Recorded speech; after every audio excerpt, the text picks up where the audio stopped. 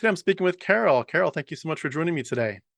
Thank you for having me. Yeah, glad to speak with you. And Carol grew up in Tennessee, which is not too far away from where I live here, just north of Atlanta, Georgia. And she grew up in an evangelical Baptist church context, although that did shift, which we'll hear about shortly. She now lives in Charlotte, North Carolina, and she has one adult child, and she works in the field of sales and marketing. And what else can you tell us about yourself, Carol? Well, I guess one little quirky thing is that I'm an avid fan of the Twilight Saga, and I collect the merchandise. I have dolls, cars, jewelry, trading cards. So I like to hike with my partner, but I usually skip the summer because I'm very sensitive to the heat. In fact, he's hiking right now while I'm doing this. But every other season, I like to hike with him. So. Gotcha. Yeah, I'm the same way. I hate when you get drenched in sweat, although it's probably really good for you. But yeah, I'm the same way. Well, I know you. I've got a little bit of an overview of your story. Your story is a little bit different, and I'm really Yeah. looking forward to hearing it. So, feel free to take us away again. As we always do, take us back to the earliest memories you have as to kind of how your worldview was shaped and what you were taught about the Lord and about eternal things. Okay. So I was raised by my grandmother. I'm not completely sure why. That's a mystery that I'm still working on, and I might come to that. But my parents were living, which is why it's kind of confusing, both of them. And I knew of them. I talked to them, a couple times throughout my life. She would talk about them. They lived in Ohio as I grew up. She was born in, I believe, 1913, 1914 from all my research. So, as a little context of who was raising me. And I know from what I know now, she was raised as a Baptist. Although she wasn't very doctrinal, meaning, the things I learned later at the church, I didn't necessarily learn those from her, although I did grow up knowing about God. I would pray on the side of the bed. I grew up talking to God as a real person. We lived in a poor neighborhood where the church that I ended up being a part of, it was an evangelical Baptist church, a very large one. They would send a church bus into the poor neighborhoods to pick up the children and take them to church. And my grandmother didn't have a car, so it's not like she could take me. When I needed to go to like doctor's appointments or somewhere, we took public transportation. We would ride the bus. We walked to the grocery store. She had this little folding cart that she used. So when the church came by, and started talking to her, and she was sure she can go. She thought that was a good thing, that I started going to the Baptist church. Um, and she didn't necessarily agree with everything that they taught. For instance, I remember she would say in her Southern accent, "Well, they don't believe in backsliding, and I think you can backslide." And I remember having an issue. I mean, just thinking about it right now as I'm talking to you, I'm wondering if my confusion about the once saved, always saved came from her, Hmm. from that dichotomy of her saying that and them saying the once saved, always saved. But that was always a question for me. Just for And context, you're saying you were raised primarily by your grandmother. yes, until I was 9, I was raised entirely by her. What Until I what was, caused your parents to not be part of that early stage? it's still a mystery. I mean, Hmm. I'm not sure, and I will, probably come to that, or I can say now, I guess, that in 2019 I made some like startling discoveries on 23andMe. And I can come to that, but that was always a question. I never really understood that. Although my biological parents, they would become, pivotal in my life's journey later. Hmm. Not, you know, it was, what happened was bad. So, but it changed the, trajectory of my life. Yeah, yeah. Well, I'll let you So, tell in the right order there. So feel free to tell us whatever happened next. oh, sure, sure. So, the things that she, didn't necessarily agree with, but she listened, by the way, too, to that was the years of the televangelist. So she was always listening to televangelists on television. You know, she was very religious, but as far as instilling doctrine, she didn't so much instill doctrine in me as this like old-fashioned fear of God. Now that was there, and it was severe. I mean, one time she was hanging clothes on the clothesline because she used to hang her clothes out, and I remember I got whipped with a hickory because I was playing behind her out loud, you know, and narrating my play. I said I was playing that I was God, someone had died and gone to heaven. Well, I got whipped for that. So she took that very seriously. But the other thing she didn't agree with about the church is they didn't believe in women wearing pants, as in physically wearing pants. And I remember her saying, well, no, it's not that. That just when the Bible says that, it's just talking about women not trying to be in men's place. You know, she didn't think it meant that. So there was always this, she thought it was wonderful that I was going to the church, but you know, those were things she didn't agree with, and she would voice them to me. And again, just talking to you, I'm like, I wonder if this is where some of the questions would come from, because there was her saying, well, I don't agree with that, and then them saying, no, this is the way it is. And they gave a lot of candy for children, and they would encourage us to invite other kids to church, and however many visitors you would bring, you would get a prize on the bus and so forth. Now, I did all of that, but I can say 100% that I wasn't just going for candy. Like, my interest in spiritual things, that was real. From the time I was very young, I was asking questions. Not that I wasn't, you know, in some ways a regular kid. I've always been a little different, but you know, not that I didn't like the candy, but I was very interested in the actual, you know, teachings. I wanted to understand from the time I was very young. I do remember that there was a little girl that I invited to church once, and I remember, like, looking back, even at the time, I remember this bothered me, you know, in the way something will bother a child. She came to church in pants. She got on the church bus, and I remember her being talked to, like, on the church bus by one of the, I guess you call them chaperones on the bus, about her pants the very first time she attended. And I remember, like, even at the time, you know, that bothered me. So, but the church was a very big part of my life. And as you know, as I said earlier, my parents eventually did become a part of my life, because when I was about 9, she died. And now at that time, she was already sick, raising me sick. And I do remember that she would pray to God that she could please just live until I was 18, so I'd never have to live with them, meaning my parents. This was her son and his wife. But she didn't make it until I was 18. And before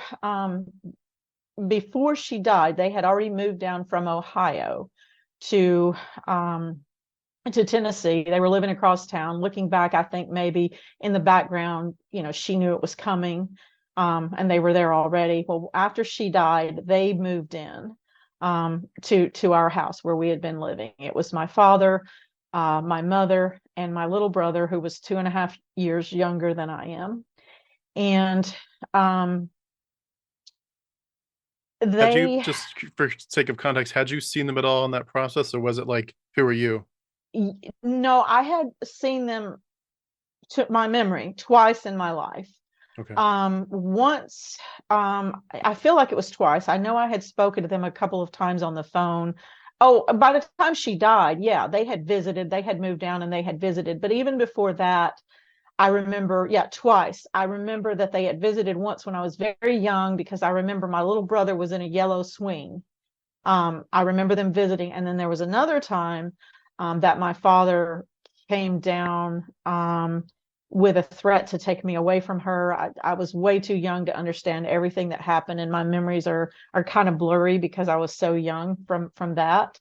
But I grew up knowing about them. I grew up hearing about them, and I grew up, you know, with her talking in such a way that I knew, hey, watch out for these people. You know, they're not necessarily the greatest of people, which actually turned out to be very true, especially in regard to my father, because I was eventually taken away.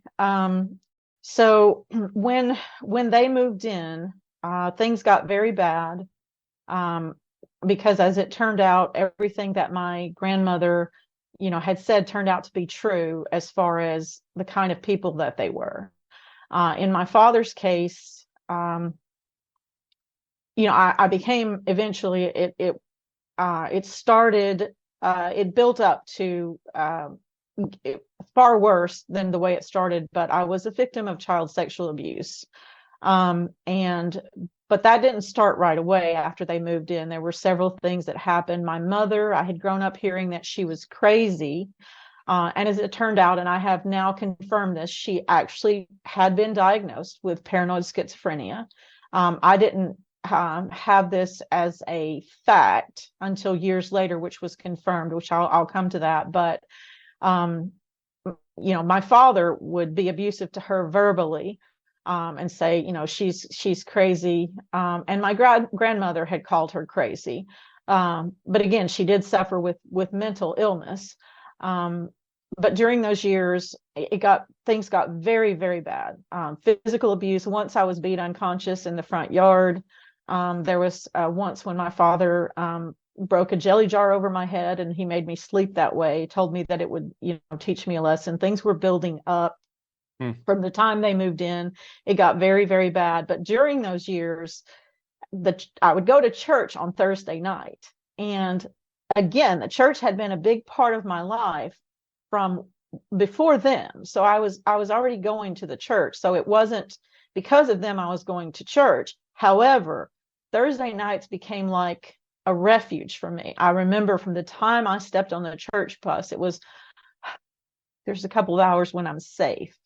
And I enjoyed that time at church. And I forgot to mention earlier that like the church would give a lot of I think I mentioned they gave candy and so forth for inviting people, but they would also give prizes for memorizing scriptures. And I would always be winning prizes. I won this big blue Bible with a Liberty Bell on it. My grandmother was so proud that I'd done that. And I memorized my books of the Bible. And I remember there was once where there was this brown paper bag award is what they called it. And it was filled with candy and toys. And just interestingly, I would often give the candy away to the neighborhood kids. I really wasn't there for the candy. I really was interested in, and I was always asking questions too. I loved, being at church. It was a big part of my life. Once, my mother, knowing that, this is just reality. I have seen her years later, which again I'll come to, but she beat me up once, and she told me, if you tell your father, I won't let you go to church on Thursday, because she knew that was a big deal for me to be able to go to church. Now, I don't feel about her the way I do about my father, meaning I don't have the disdain for her, because I do know that she suffered from mental illness, and I feel like not that it wasn't bad, but I feel like that does make a difference when someone is suffering from something. She was Catholic, and this did cause some discord with her, because the church was very anti-Catholic. I just remember, I don't necessarily remember specific sermons all about Catholics, but I remember they always seemed to be interspersed into, how the Catholics weren't true Christians. I got a lot of that preachment as well. Yeah. Definitely. So I remember once I actually went to her Catholic church for Mother's Day as a gift. And I remember feeling extremely guilty when I did that, like I was doing something really horrible. And I do remember that the church that was next door, there were two families that in succession lived in that house. It was owned by the church. Both families, the father was studying to be a preacher with the church. I know that at some point, my grandmother never, to my recollection, said the sinner's prayer with me. I'm not sure she knew to do that. I know it happened in relation to the church. And there was one time, and the reason I say one time is because it's something that happened more than once with me, because I always questioned if I was really saved. It was a great fear of mine. So there was a lady next door, and I said in front of my mother once, just describing it as a child might, Anne saved me. And boy, she was very angry. And what I meant, of course, I had the understanding that it wasn't Anne who saved me. It was just the way it came out. Even at that age, I had the understanding, but she didn't like that at all. And I remember she said, "Don't let me ever hear you say that again, that someone saved you." And again, it wasn't what I had meant. But it really bothered her, and there was a lot of discord with my mother because of the church. Eventually I was taken away, and the day that I was taken away, because again the abuse was building, especially the abuse that was going on behind the scenes. Already there were social workers who were starting to visit and ask us questions, because the neighbors and the school could see, it was out in the open, the physical abuse. You couldn't see what was going on behind the scenes because people tend to hide that. Well, on this particular day, my father had told me to go into the bedroom and sweep the bedroom, and he had told my brother to go outside and play and to not come back inside until he told him to. Well, I was 12 by that time, and so I knew that he was planning on taking his abuse to the next level. And I remember, I'll never forget this day, because I had already decided inside myself, no matter what happened that day, I was willing to die. I was willing to do worse than die. I was willing to do whatever it took that day. I had already decided before he came into the bedroom, because I knew what was going to happen. So he came into the bedroom and told me to take my clothes off. And I said no. Anyway, the standoff ended with me hitting him with a broom, running outside. There was a further standoff in the yard with a pitchfork, which had been one of my grandmother's garden tools. And I eventually ran to a neighbor's house, and the long and short of it is that eventually she called the police, and I never saw my father again. I was put into foster care. Him, I never saw again. I now know what happened to him. I didn't at the time for many, many years. But that's when I went into my foster home. First, I was put into emergency shelter.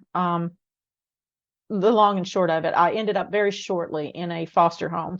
I was there for 2 years with my foster family. It was a good experience overall. And there were some things there that I wish wouldn't have happened. But that doesn't change the fact that everything that I believed was still inside of me. And again, they were good foster parents.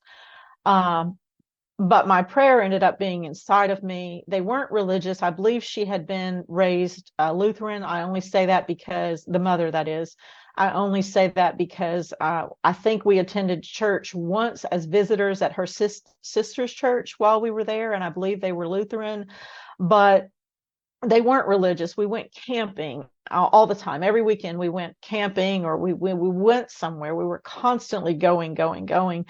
And I remember once, this was something that I've never forgotten, because to them it was a joke, but because I no longer talked about, my background, it was still inside of me. They didn't really know that part of me, the religious part of me, because they weren't religious. And, I was a child. But I remember once my foster mother, she hid.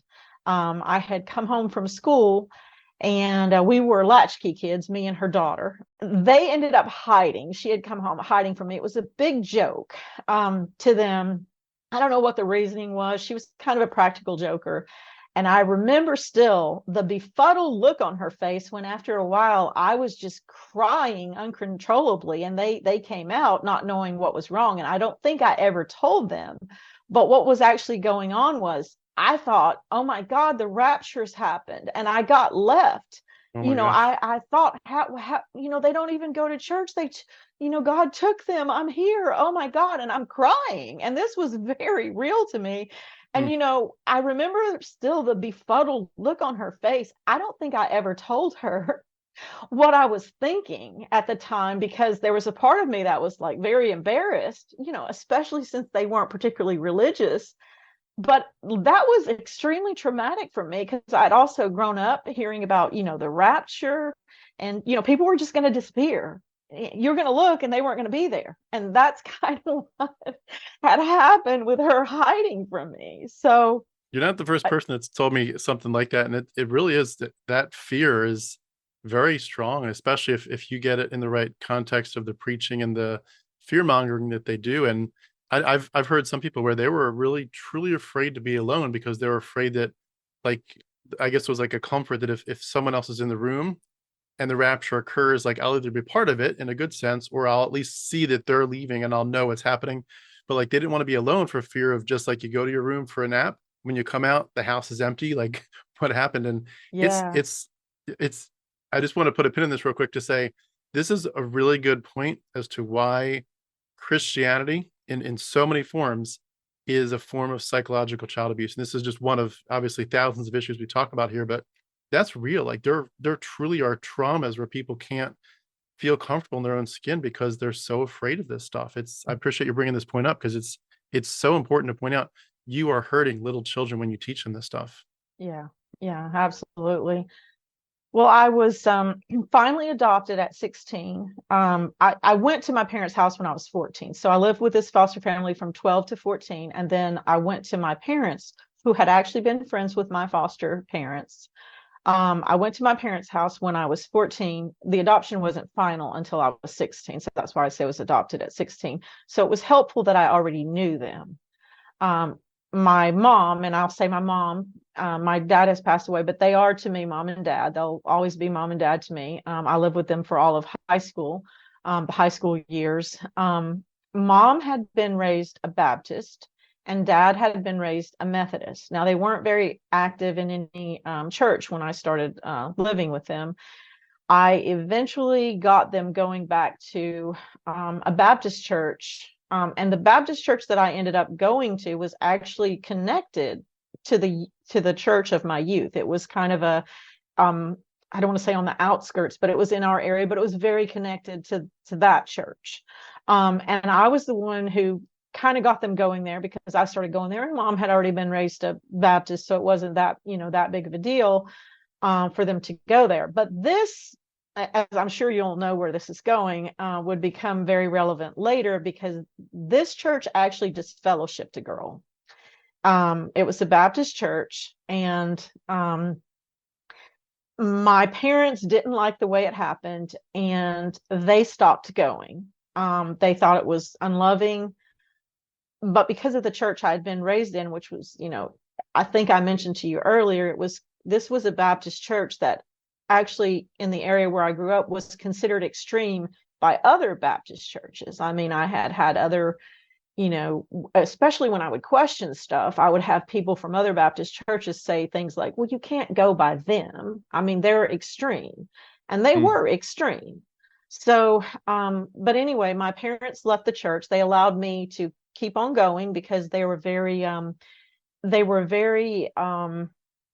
don't know what the word is, but they were very open to letting us make our own decisions and so forth. But they stopped going and they started going to a Methodist church. Well, I kept going to the church, but because of the questions I had, I was always just having questions that I felt like weren't being answered satisfactorily. Not that I never got an answer, but sometimes the answer just didn't make any sense. So at one point I asked my parents, hey, when I got old enough to drive, hey, would it be okay if I went around to different churches, on Sunday, try different churches out to see if I can find which one, fits me, works with me.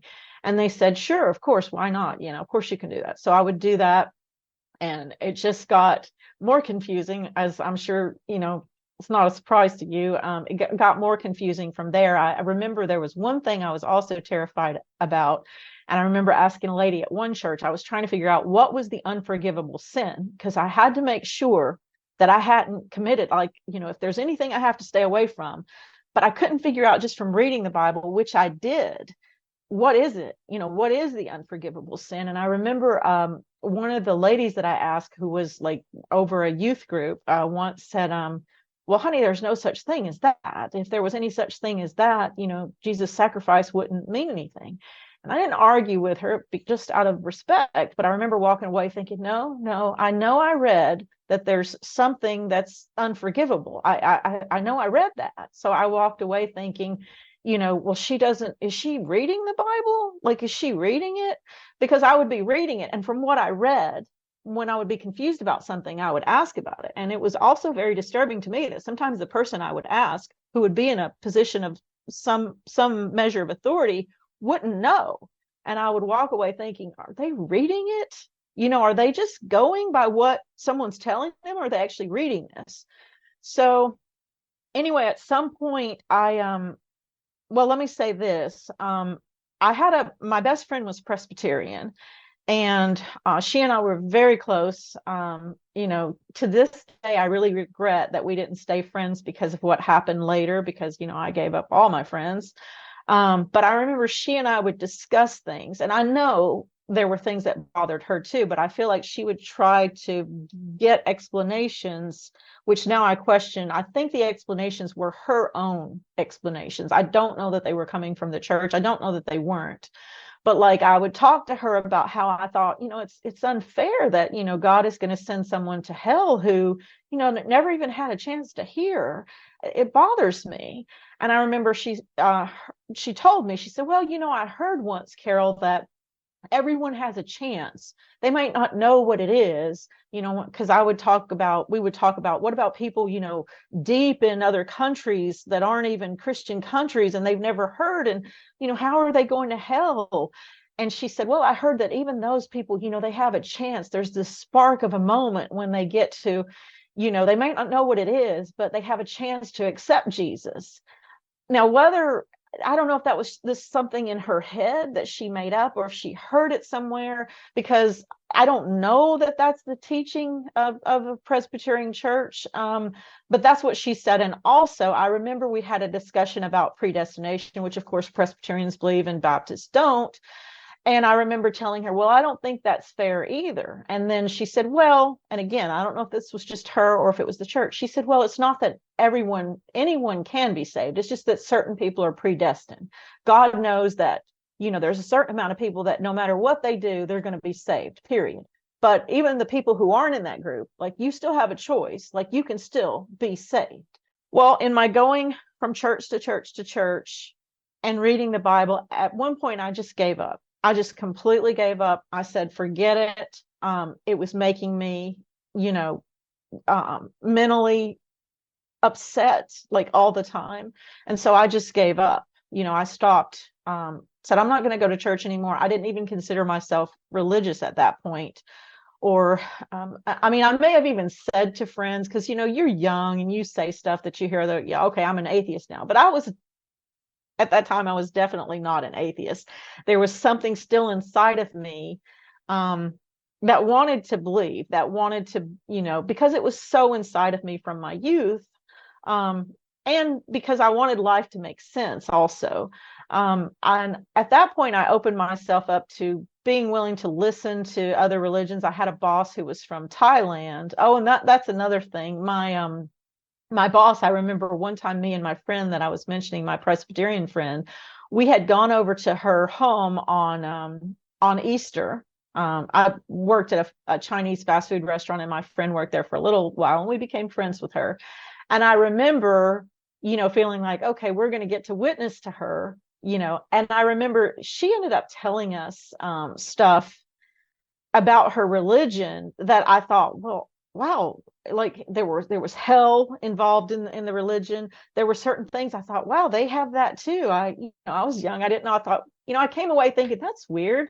I didn't know they had a concept of that, but they did. So I remember that was, a weird thing coming away, thinking about that. But in any case, Did she clarify if you were headed to hell in her religion?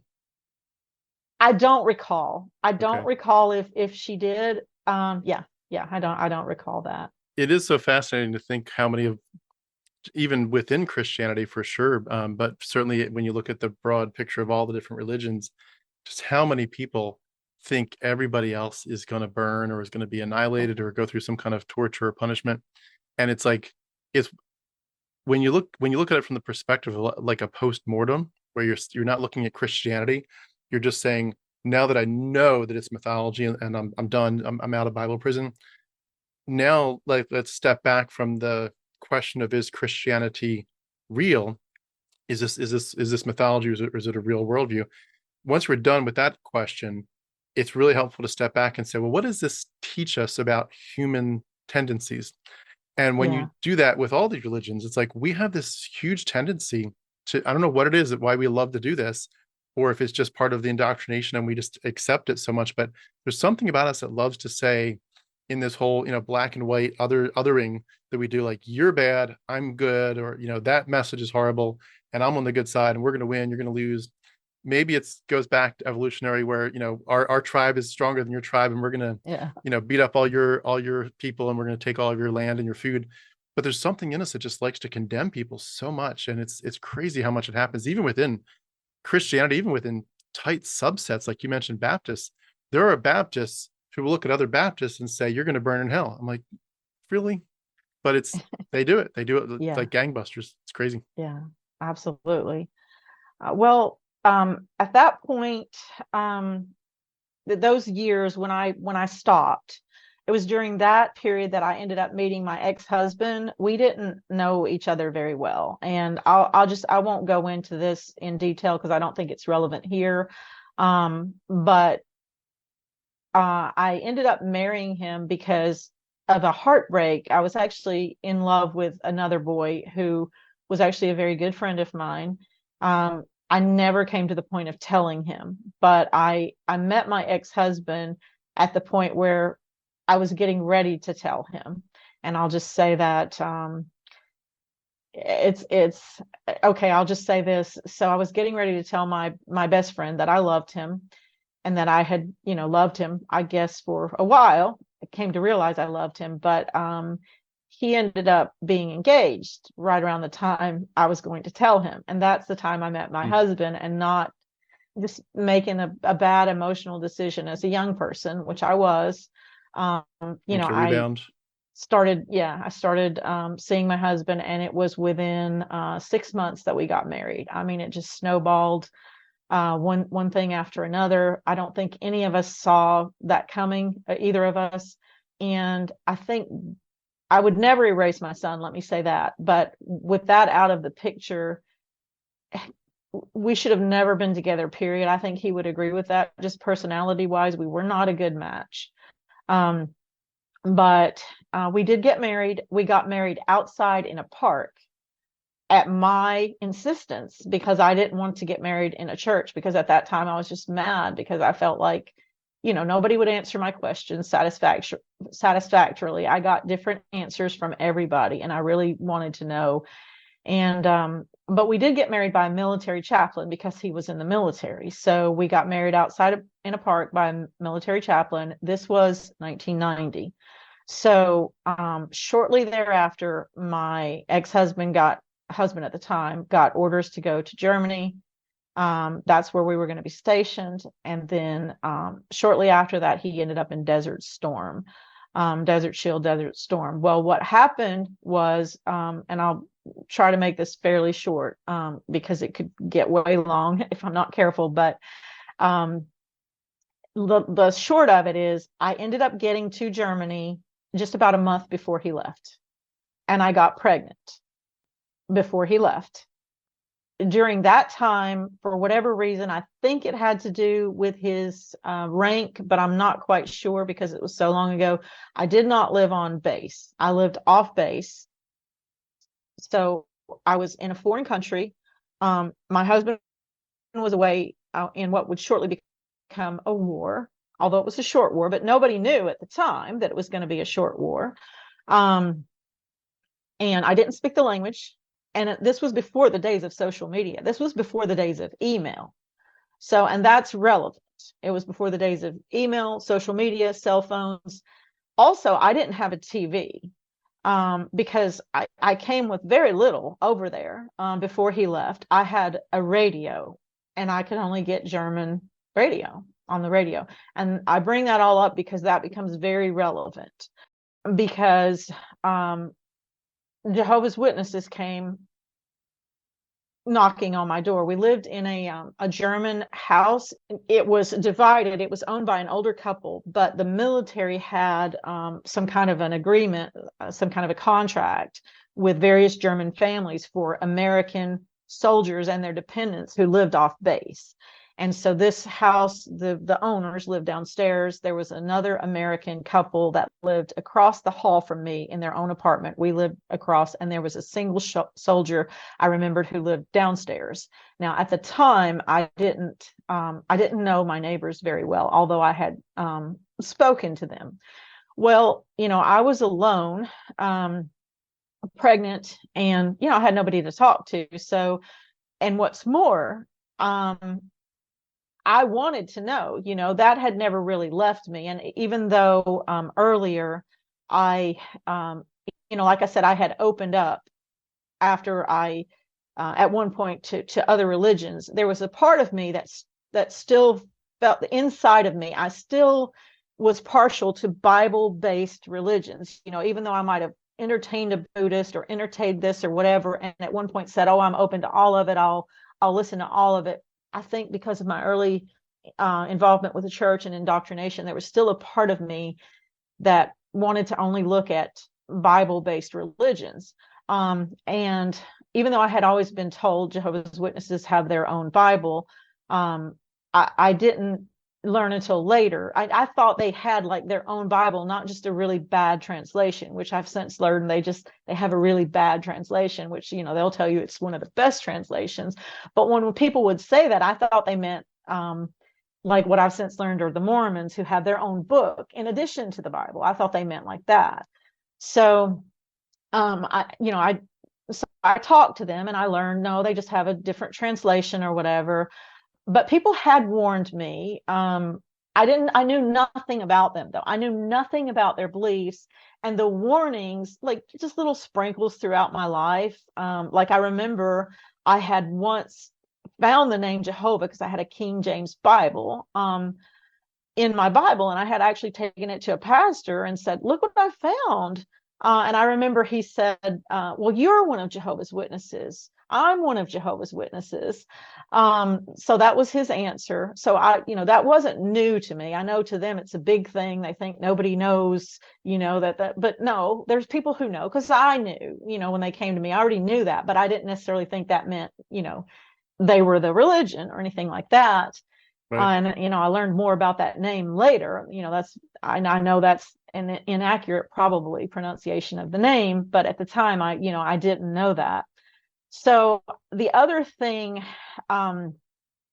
that someone had said to me was, just if you're gonna, I think it was my neighbor, because again, I didn't know her very well, and I think she made a comment, make sure they use the Bible. And I remember that from the past, someone having said, that they use other stuff. So I insisted, and this is where, like, this is what I will get very emotional. Maybe I have a lot of very tangled emotions around this, but I insisted that they use the Bible and just the Bible at first. I was very happy to talk to them because they were, happy to answer my questions, or so they said. So I just wanted to use the Bible. And at first they agreed to that. Okay. I didn't want to use their literature or anything, like that. But they're taught to focus on your issues. What they do is very much, and I know this now from having been in sales and marketing for a few years, and you may know this too, but there's something that's known in marketing about getting the first yes. There's something psychological about it. Like, you're taught, once you get a yes, it can be a yes for anything. It can be a, "Can you hear me well?" on the phone. They're trying to get a yes. And I've learned this in school, in classes I've gone through, with various jobs I've had. Once you get the first yes, it breaks you down psychologically to make you more likely to say yes later on. And when I look back on what was done, I can see their study method. It is exactly that. It is a way to systematically break someone's defenses down. And that's what they did to me. Um, because at first they agreed, but I remember later on, the lady that was studying with me, when she produced the book, which was You Can Live Forever on Paradise in Paradise on Earth. I remember when she produced that, there was at one point I remember her tone changed. It was almost a um, a tone of, it's just too hard to explain without going through this systematically, and this book is going to help us go through it systematically. Well, by that time, by the time we were that far in, I was already invested enough that I wanted to know what was coming next, and that's by design. And Yeah. that's something that makes me very angry today, because now I look back and I see how that was done. It's by design, and you're Mm. systematically giving away your power to the person who's the study conductor. They are becoming the authority, and it's done in such a way, that again, you're systematically giving that away, to them. There were things I felt like they were answering, though. That was one of the things they were able to do to me that I'd always had questions about, like the earth. And they did take away the teaching, as I know, I've seen you interview some other witnesses, of the Trinity. That wasn't hard to take away from me, because that was always a hard concept for me anyway. I was very concerned that they might not believe in Jesus. So I had a lot of questions about that. And I learned that they believe in Jesus, and they do believe he's the Son of God, but they don't believe he is God. Well, that was satisfactory to me. And they believed in the ransom, because there was a chapter on the ransom. What, you know, bothered me later on, after I was a witness years ago, they do have a lot of focus away from Jesus, though. The focus is never on Jesus, but they do hold that teaching of the ransom. And, I even told them, it was my understanding that you guys think you can work for salvation. And of course, their answer is no, you have to believe. But they really do. In practice, they really do. Like, if you look at the official doctrine, okay, no. But in practice, you learn later on, it's very much about what you're doing. But I also now understand that that's actually not the reason either. The reason is you have to keep people busy, because if that's the kind of religion you are, if people have time to think, or even time outside to live, you, you might not be able to keep them indoctrinated. That's a big part of, how they keep people in. So it's not just about, the works, because again, that's Right. not their official doctrine, but they have to find a way. And I'm sorry, I'm getting kind of emotional here, but because I'm this is hard for me. I'm very angry. I'm not going to lie. I'm very angry. It's interesting that that dynamic you're referring to about people saying on paper that we believe we're justified by faith alone, and yet it's kind of implied that there's this works salvation going on. It's interesting how much, when you're stepping back from even pure regular evangelical Christianity that I grew up in, regular to me, um, even there was that implicit sense of you do have to believe, and you only have to believe. But if you're not living by a certain standard in a certain way, there's that implication that you're not really saved in the first place. Because if you were saved, you would live a certain way, kind of like going back to the girl with the pants in the on the bus. It's like, if you're really saved, you're going to be concerned about modesty and this and that.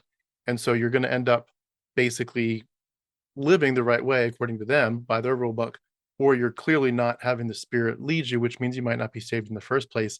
And so many denominations that I've been exposed to and part of over the years, I've seen that play out, where you really do end up in a situation where you're technically saved by faith, but you're practically saved by works.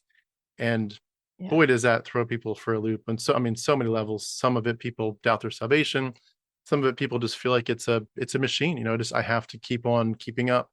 And I know for me, I didn't get caught up in that per se. I guess I was so focused on theology that I was like, it's works has nothing to do with it. It's by grace alone through faith alone. And so I didn't get caught up in it, but I saw a lot of other people who I would say did get caught up in it, and it felt like it becomes very easy to just go through the motions. It really does. And so I would say on that level, I definitely understand some of the anger of just the dynamics of how they end up effectively really just throwing your life, and you go into a hamster wheel. You're on a hamster wheel for some people for the rest of their lives, which is really it makes you very upset to think about. Yeah. So the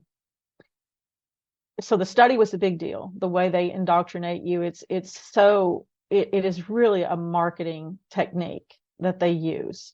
And as I mentioned earlier, there wasn't the social media there is now. And I was isolated in another country. So one of the things they did, that looking back, they told me, you're going to get persecuted. People are going to come at you for this. And, I grew up being told, Christians will be persecuted. And I do remember, like, sometimes being confused when I would tell people I was a Christian, and, they would say, that's great, or whatever. And, I was wondering why I'd never been persecuted. So this was an excellent entry point for the Jehovah's Witnesses with me, because I was looking for persecution as not conviction, but as proof, Yeah. as evidence that my Christianity was real. I was always looking for that, Mm. inwardly. So one of the things, they said to me, and I remember this was very effective with me, because they said, your family might not like this. And this was very effective, because having come from, as I mentioned, my adoptive family, who I consider my family, they're not going to like this. And I said, no, they're not like that. My parents are very open. They're open to things. They're not going to not like this. Well, when it's not like I talked to my parents all the time, because again, things were different back then. But when I did talk to them, eventually, not long afterwards, they did send me some stuff in the mail, and they got concerned because people said something to them. Unfortunately, what they sent me, what I ended up getting sent at one point, or it may have been actually the church and something my parents said, but what I got in the mail was from a previous church, which already I had been front, so that wasn't going to work, because I had already like set that to the side. And then, what they said was just very limited, because they didn't have knowledge of, really who the JWs were either, other than what someone was telling them. So they weren't equipped, let me put it that way. No fault of theirs. They were trying to do what they, thought was best in telling me, but they weren't equipped with enough information at the time to cause me to put the brakes on. And meantime, I was just going further in. So that wasn't helpful. And in fact, it was more like putting my foot on the gas, because, whoa, okay, my parents aren't one to say halt. And they said halt. Oh, I'm being persecuted. Look at that. So then I'm going forward with them. And I'll say that early on, one of the things they do, they're taught to look around. When they come to your house, they're taught to look around and use whatever's there. And there was very much flattery as a method of control. Oh, you have no TV. They would talk about that all the time. Well, the reason I had no TV had nothing to do with the fact that I didn't want a TV. It was the fact that I had gotten there quickly, and I came with nothing, as they were studying, because I was trying to get over there to see my husband before he left for the war. So, but it was that and many other things. And they would compliment you on things that they felt were advancing you toward them. Well, when someone gets, especially a young girl, it's wonderful that you're doing this. You're so, you're spiritually aware. And I'm sure I told them, well, the reason I don't have a TV is, and they probably said, in fact, I'm sure they did, but still, most people wouldn't wait. They would go, that's so aware, that's so unusual. And anything that advanced you toward them they would make it a point to highlight that. I can see all this now. It's amazing how, looking back, I can see all of this now, but I That couldn't is, see it then. that's crazy. That it sounds like they're almost obviously they make good salespeople in some senses, but it's like they're really priming the pump to con you and to get in your good graces. That's crazy. Oh, they absolutely were. And when you're that age, I was young, I was questioning. That is the age when you are like very susceptible to different things. So, and again, I was already questioning. So, I did have cognitive dissonance early on, though. I can remember it just bugs me so much when I look back and I remember all of the things that I put on the back burner. Like, okay, my son took his first steps at the congregation book study, which at the time they were studying what was the Revelation book. And my understanding from watching YouTubers, that book is like defunct now. They don't even go by it because they've had so many changes. But he took his first steps there. And I remember there were some weird things in the book that even at the time I thought, wait, what? Because they would teach how some of the things in Revelation related to their early formers of the religion in the 1900s, like the presidents, and this prophecy was about them. And it was so like ridiculous, like when some of them got put in jail for a very short time by the government. It was like during wartime. So, people are very hyped up and so forth.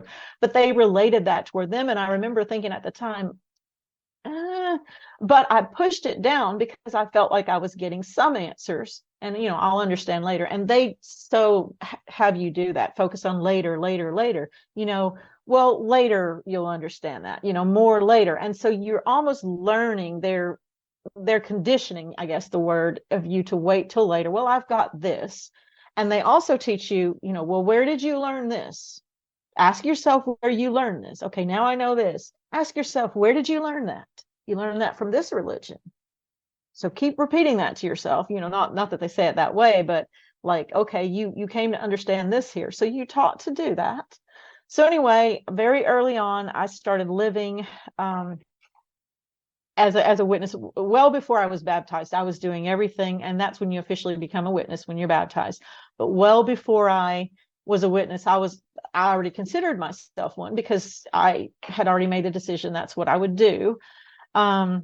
So I did. I think the previous people that you interviewed probably talked to you about this, but I what they call pioneering, and at the time I did that for a couple of years. Hmm.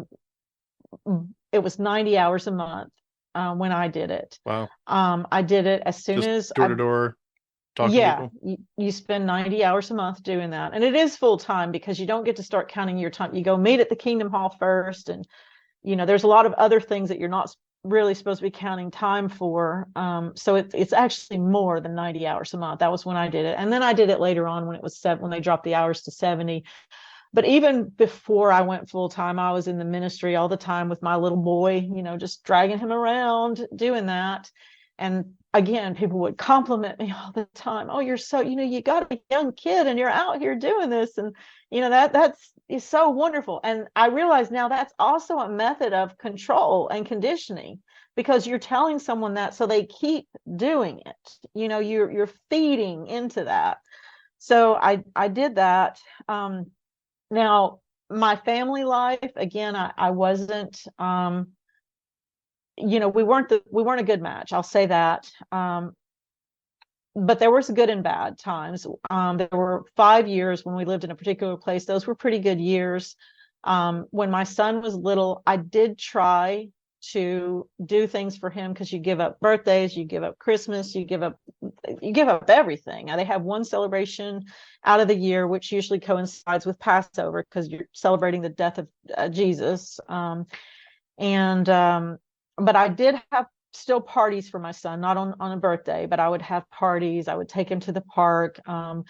I realize now what we in essence did was we exchanged, because you are allowed to celebrate anniversaries. So we exchanged anniversaries for Christmas, basically. So we saw another couple giving their kids presents on their anniversary. So I said, hey, why don't we give our son presents on anniversary? So we started doing that. Looking back, I realized it was just really an exchange, because I really was conscious of not wanting him to miss too much. But I know I was an intense mother, I was, he, later on, he considered me very much an extremist. But the reason I was is because I would read the magazines from cover to cover. I mean, all my time was invested in this. I mean, I wasn't someone who was on the fringes, let me put it that way. I was right in the center. I read every magazine from cover to cover. At the time, there was a Watchtower and there was an Awake. And even the ones on ants in the Awake, which they would have like little articles on ants or different creation or whatever. I read those. I spent all, if I wasn't in the ministry or at the meetings, which at the time was 3 times a week, 5 meetings, 3 times a week, I was reading. As a wife, you were, your husband was, you were supposed to be clean. So I was always housework, you know, doing things for my son, reading or going to the meeting. There's very little time left for anything else. And I didn't work. Um, Again, I did try to take my son. I would take him to the park. We would go play at the park. You know, before he went to school, before I pioneered, I spent a lot of time taking him to the park. I did volunteer at the school, like just go and read to the children in his classroom, because I would try to find what I could do, because there was so much you couldn't do. I would do those things. Can I ask But just to what step back a second? With the pioneering, did you ever get anybody to like positively respond to say, yeah, I'll come with you, or at least, yeah, come into my house, let's talk about it? Did anybody kind of get pushed towards Jehovah's Witnesses as a result of your work? I don't know if I would say push toward, but I will say you bring up a great point. There is a difference, and you probably know this having come from up north to the down south. There is a difference in the South in a willingness to talk about things. So sometimes I will hear like YouTubers, ex-JW say, you know, nobody would ever, you know, it's not people were not home. Of course, we got a lot of that, or wouldn't want to talk to you. But in the South, yes, people would talk to you. Yes, people would invite you in. And I know sometimes we would have brothers and sisters from the North move down and be so surprised that people would invite you in. Now, did I ever, and I'm so happy about this now, did anybody ever actually become a witness from me? No, not that I know of, and I'm very thankful. But as far as inviting you in, yeah, they would invite you in. They would talk to you about the Bible. You know, we would have nice conversations. Of course, you would also get people who would tell you you're going to hell, and would shut the door in your face and things like that. But you know, in the South, there were also quite a number of people, even people who thought you were going to hell, who were very nice people who wanted to fix you. And you know, I can appreciate those people that would invite you in. At least they wanted to help, you know what I mean? They wanted to. And I do appreciate that now, someone who, okay, you hold this belief, but you are trying to help the other person, so they would invite us in sometimes in the hopes of helping us. So Hmm. you know, there was that. And there was a girl once who, she came for a while. You know, she came to the meetings for a while that I studied with. So sometimes I would have studies. Thankfully I never had one that progressed very far. Yeah. Just one more But comment before you get to the to your yeah, next stage of this story is it's so fascinating to me that how that part of the JW culture is like they're so able to get people to just work for free. I mean, work in the, you know, quote unquote sense, but that there people are willing to do 20, 30, 40 plus hours, like you said, a lot more than that in your case. And so much of it is, of course, towards their tallies and their, you know, the goals that you have for your hours. But it's like it reminds me a little bit of a preachment that I got a lot when in my church culture, which was that your goal in many ways for anything you do for the Lord is the first and foremost, it's just gratitude. You know, like you're not working to earn your salvation. You're not working to get God to love you more. If you are, you're misunderstanding the gospel.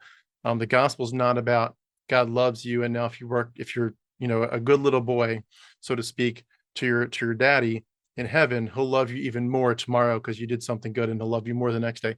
It was like, no, he loves you as much as he ever could. He did it for you in eternity past, and on the cross he his love is finished and it's full. It's yours. It's your inheritance. But and of course you do these good works for gratitude, just to say, God, thank you. Thank you. I was dead. You gave me life. I was a slave. You redeemed me and brought me to freedom.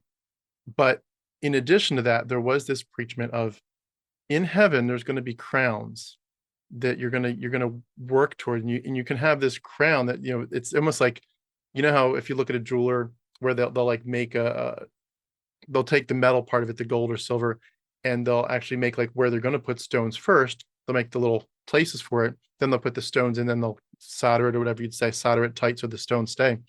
But it was almost like this picture of God has these crowns that are full of, say, 1,000 little holes for your jewels. And some of you are going to go to heaven and your crown's going to be mostly empty. You're going to have like 10 little crystals or, diamonds and rubies. And your goal, of course, it talks about it's not to keep those crowns, it's to give them to the Lord as, again, a way of saying thank you.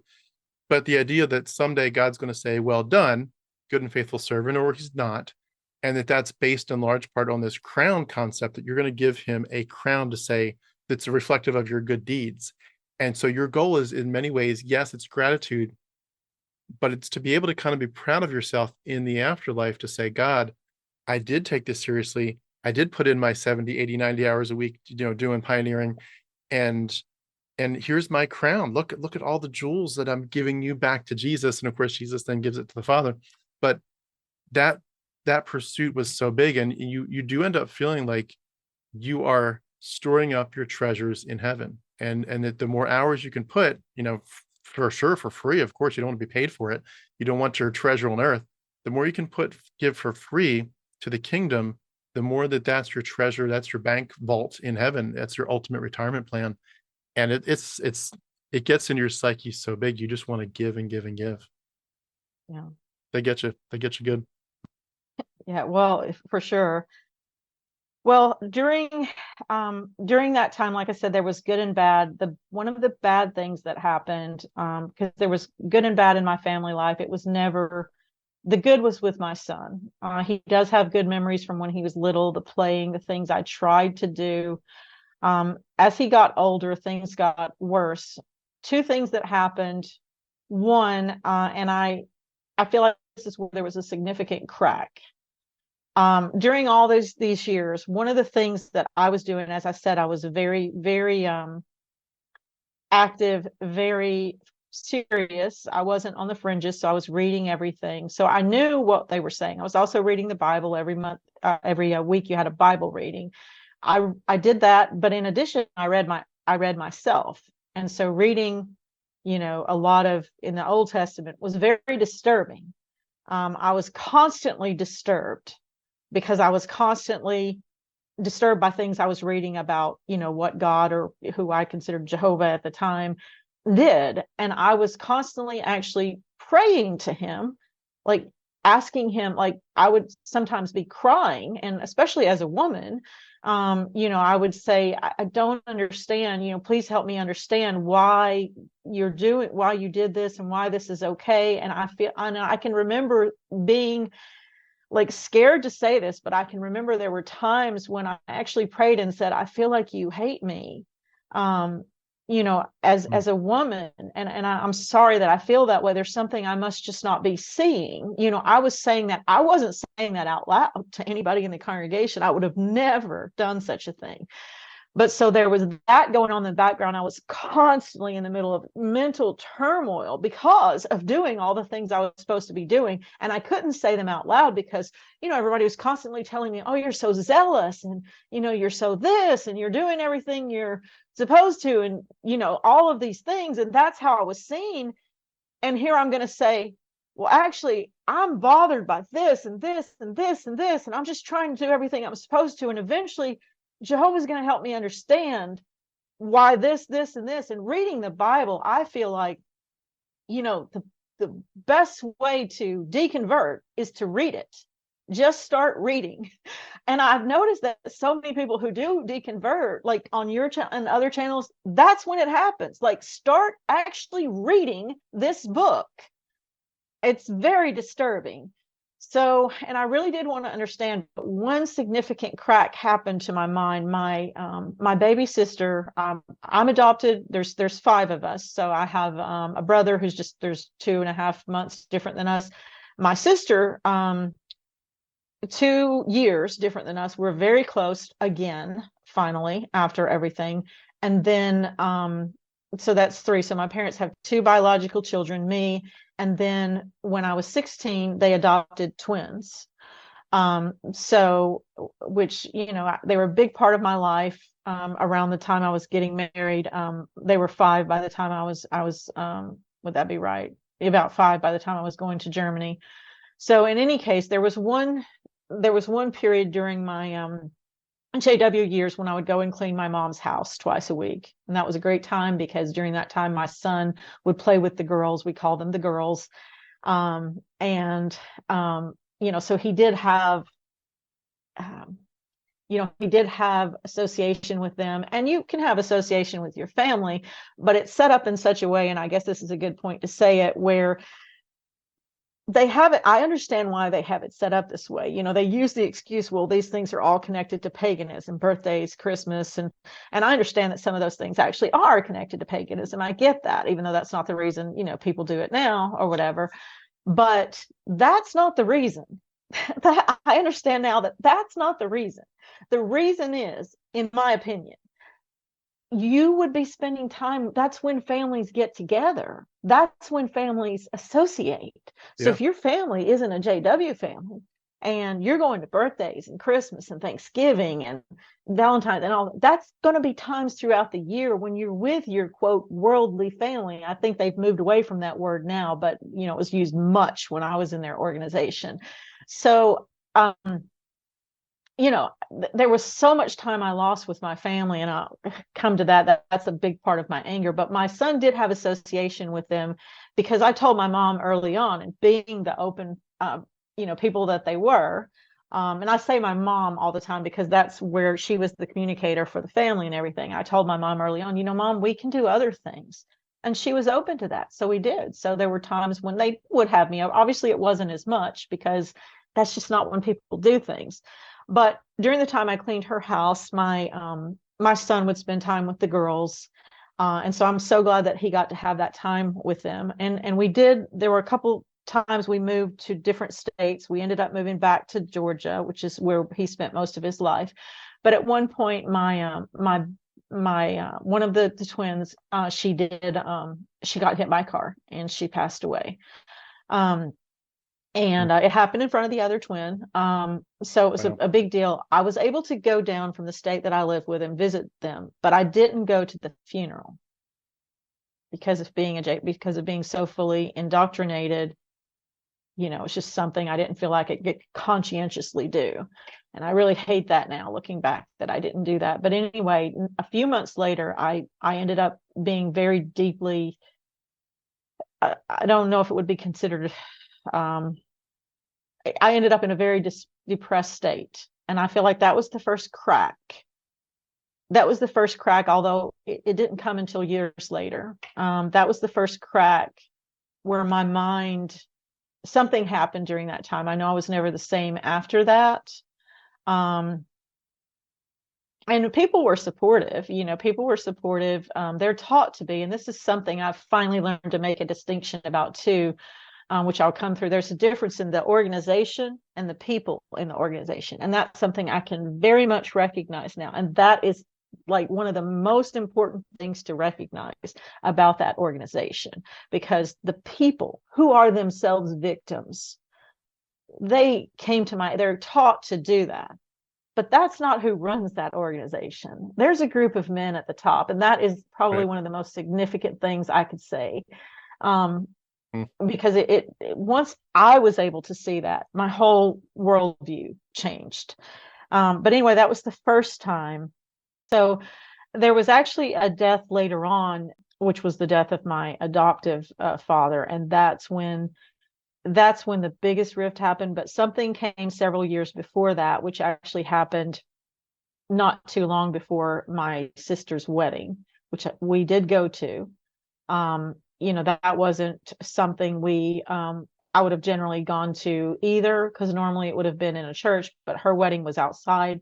And significantly, she's never been very religious from early on. Very different than the rest of the family. And again, she and I were very close when we were younger, and I'm thankful we are again. But a week or two before that, my son actually got disfellowshipped. that was a big deal. And I feel like, looking back at everything I know now, that was the beginning of the end. I mean, it was a long road to the end. Okay. But didn't happen overnight. But he had smoked some pot before he had come forward. He had admitted that he had smoked some pot. And then a second time, because he got involved with a girl, he um, it was considered, I think, it went to the extent of unclean behavior or whatever, but also he smoked pot a second time and he came forward. Now, this was a few months later. It wasn't right. But the reason they gave for disfellowshipping him wasn't the girl, it was the pot, because they said, well, you said you were sorry the first time. So it was because it was the second time. So he was 15. He had gotten baptized when he was 13. And one thing that I do remember that's significant to me now, I studied with him, not his father, even though the father is supposed to be the head of the house and do all of that. I remember talking to the elders about it, and they said, well, if the father won't, then it falls to you. You know, you can't make your husband study with it. My husband was a baptized witness. He became a baptized witness not long after I did. He studied, then stopped studying, and then said, I'll study when I want to. And like I was supposed to, I said, okay, fine. You just, if you decide you want to later on. So later on, he decided, yeah, hey, I want to study, and he asked for it. Now I know, looking back, it was just because he didn't like me going out in service with, men he didn't know. I mean, not that you're ever alone with men, you're not, but well, let me take that back. I think sometimes, that might be the case, but in general, I was never alone with, it's usually a car group of people. But again, this is my husband. He wasn't a witness. He started studying. I know he started studying because of that, because of things he said previous to that. So anyway, the long and short of it is, he became a witness just so he could be where I was. I know that, looking back now. Although at one point I do think, I do know he honestly believed it. There was at one point where he honestly believed in it too. I can see that looking back. So, there's that. But he was never very active. Like, he would come to the meetings, he would fall asleep often. It wasn't his thing. He didn't go out in service a lot. But, he was there. He was always there for the, he'd go to the gatherings or parties or whatever that, you had. He'd come to the meetings and, again, usually sleep. But he didn't study with my son. So the elders told me, well, then it falls to you. If he's not going to do it, you have to study. So, I studied with him before baptism. I really didn't like the idea of him getting baptized at a young age if he wasn't doing it for the right reasons. And I remember constantly talking to him, about, are you sure you want to do it? It wasn't the other way. It was, because I wanted it to be real. That was very important to me, that he wanted to do it. And he kept assuring me, yes, yes, yes, it was real. And I remember a sister that I was working in service with, I almost felt like it was a sideways threat. Her husband was an elder, but I remember like expressing that to her, and she, her response to me was to tell me a story, and it may have been her, but anyway, the story was about two girls whose parents didn't want to let them get baptized. And so they went to the elders and said, my parents are trying to prevent me from getting baptized. That was a story she told me in response to me telling my concern. And I very much wanted my son to get baptized, but I wasn't convinced that he was doing it for the right reasons. And that was very important to me, because that's when you officially become a witness. That changes everything. Well, I now know, because my son has admitted to me years later, Mom, I wanted to get baptized because I wanted to, like, all my friends were getting baptized. And, as a brother, I was going to get to carry the mics around the Kingdom Hall. I was going to get, there's only so much you can do as a witness child. He couldn't play sports, not if he was really doing what he was supposed to be doing. And he couldn't, be in clubs at school, definitely not political clubs. There was only so much he could do. And, I understand that now, looking back, why he would have wanted to get baptized. So anyway, I can at least say, I mean, I did a lot of horrible things, I feel like now, as a mother, for reasons I thought were right at the time, but at least I know I didn't push him into getting baptized. But again, it happened. Maybe I should have tried to stop it, but that was all that was around that time. So anyway, by the time he was 15, he was getting disfellowshipped. Just for And clarification, for people outside of the JW world, I mean, I know enough of it to be dangerous, but what exactly happens when you do get disfellowshipped, and what is the path to be restored if you were to try to get back in? so disfellowshipped means you have what they say you've committed a sin and you're unrepentant. Now, to me, everything he did showed that he was repentant. He never had to come and tell me what had happened. He could have kept that to himself. We didn't have to be sitting there in front of the elders. It wasn't like he got caught. He came forward, right? But because it was the second time he had smoked pot, they said, I remember them saying, well, how did you, you look repentant, you look sad, but how did you look the first time? I remember them saying that. So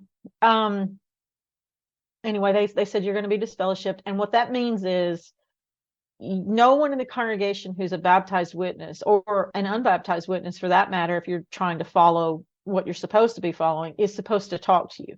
However, you're still supposed to come to every single meeting. You sit at the back, you leave right afterwards. So you come there so that people can, while people are ignoring you, you listen to the talks, and that is proof that you're constantly coming. Of course, you're not allowed to go out in service. You wouldn't be allowed to be at any gatherings. You couldn't be invited. So you have to do that. I think the minimum is 6 months before you can write a letter, and the elders have to have seen you at every meeting. You write a letter to get back in. It's very rare that they let you back in after 6 months. So I don't remember when it was. I don't think it was at the 6 month period that he was let back in, because he did come back Meaning for they a usually while. take longer to Yeah, approve it it? usually takes longer than that. So you basically are kicked out of the club, but you can kind of watch everyone else playing in the club, but you're Exactly. basically groveling for 6 or more months. Please let me Right. back in the club. Right. I'll be a good boy now. Okay.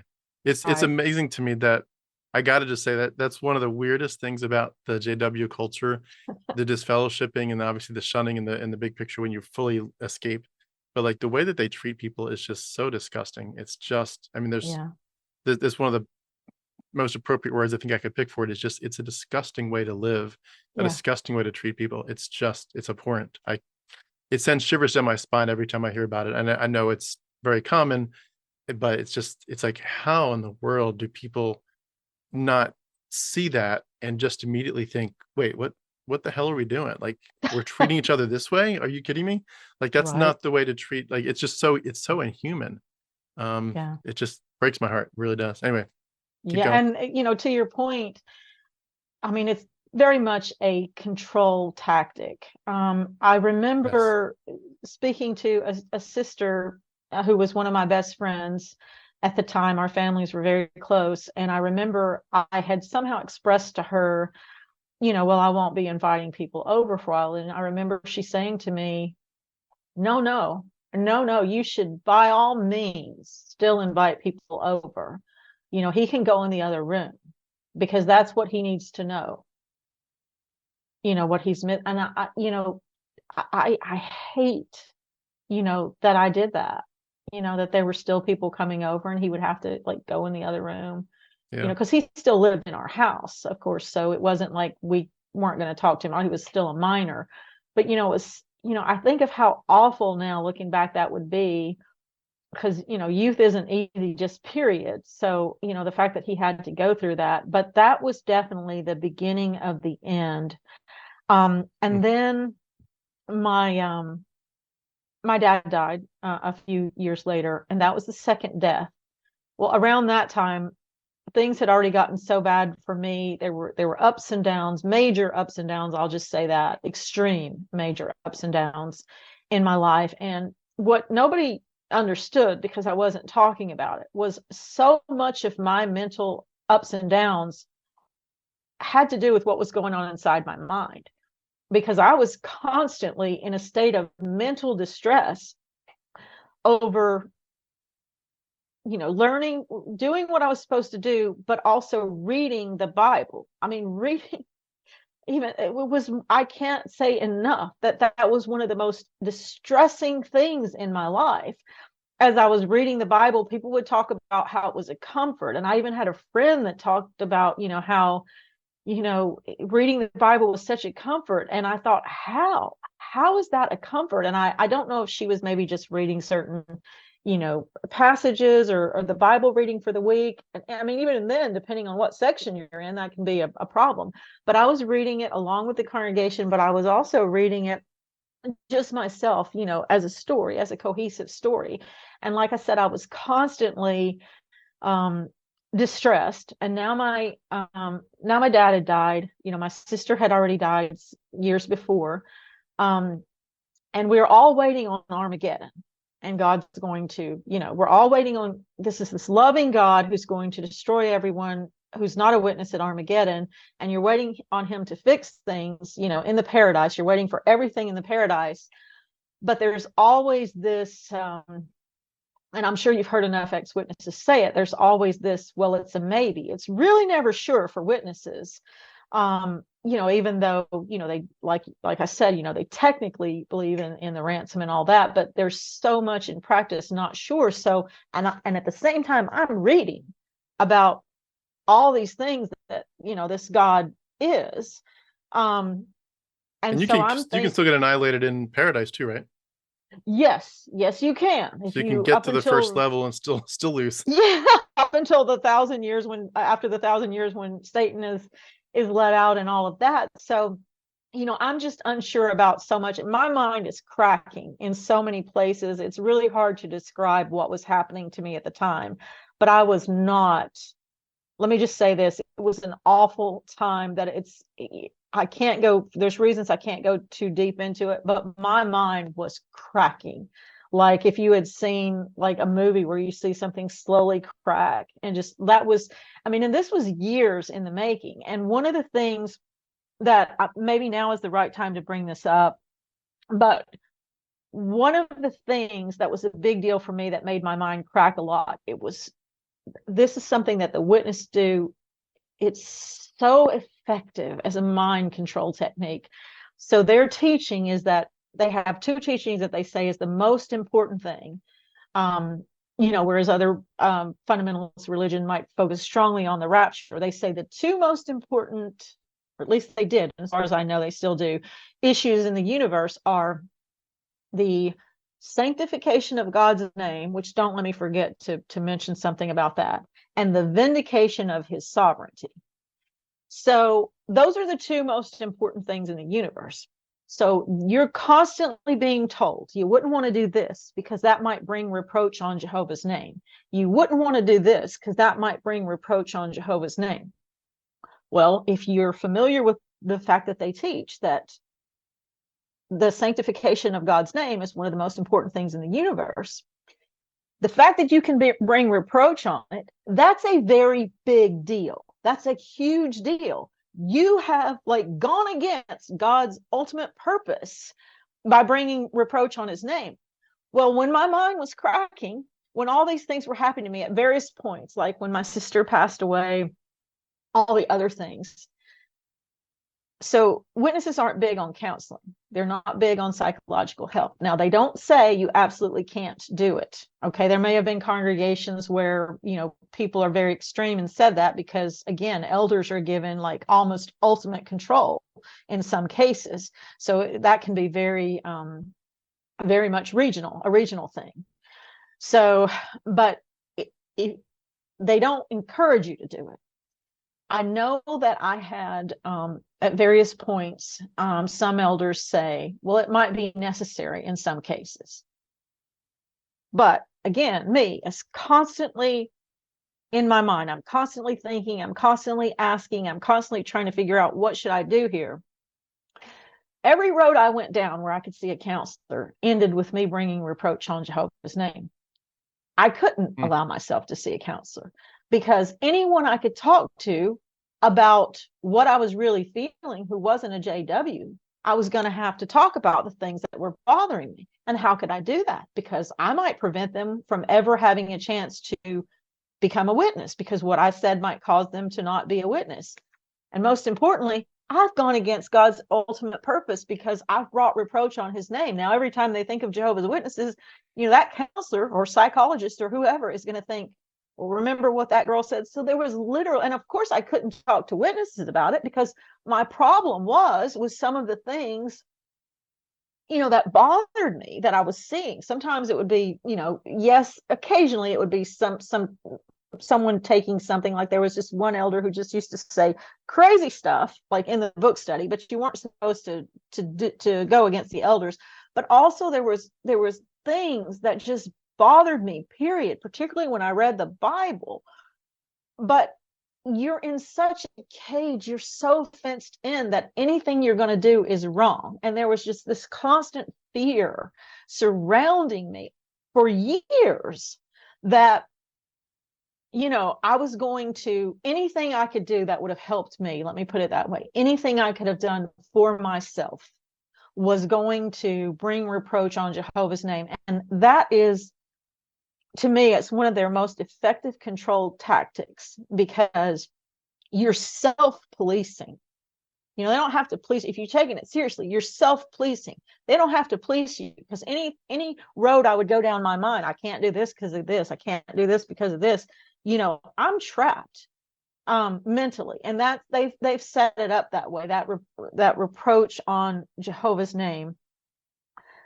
So Can I just jump in for a second and say it's crazy what you were saying before about you felt like you couldn't talk to the counselor, because it sounds like you effectively are not that they would have, per se advised this, but just that pressure is leading you to feel like you have to bottle it up. And the idea that you can't actually share the truth of who you are. And I know I've talked before about the context, like in Bible college, for example, of a lot of guys struggling with their thought lives, their sex drives, masturbation, and feeling like they have to have this public life of I'm a pastoral student. I'm becoming, I'm on the track to become a leader of a church, even at age 22.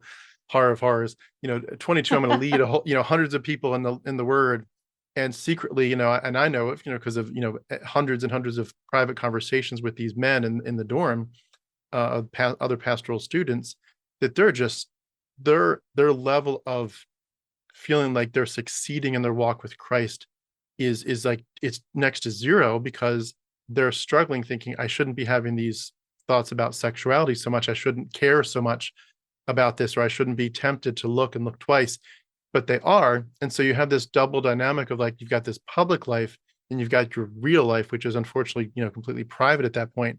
And it feels like you're with all these, in a different sense, but parallel in some ways, all the concerns, the questions, the discrepancies, the issues, and the things that just don't make sense, the splinters in your mind, you have to kind of put a smile on your face and say, no, everything's just fine, thank you, I'm having a great day. yeah. And inside you're not.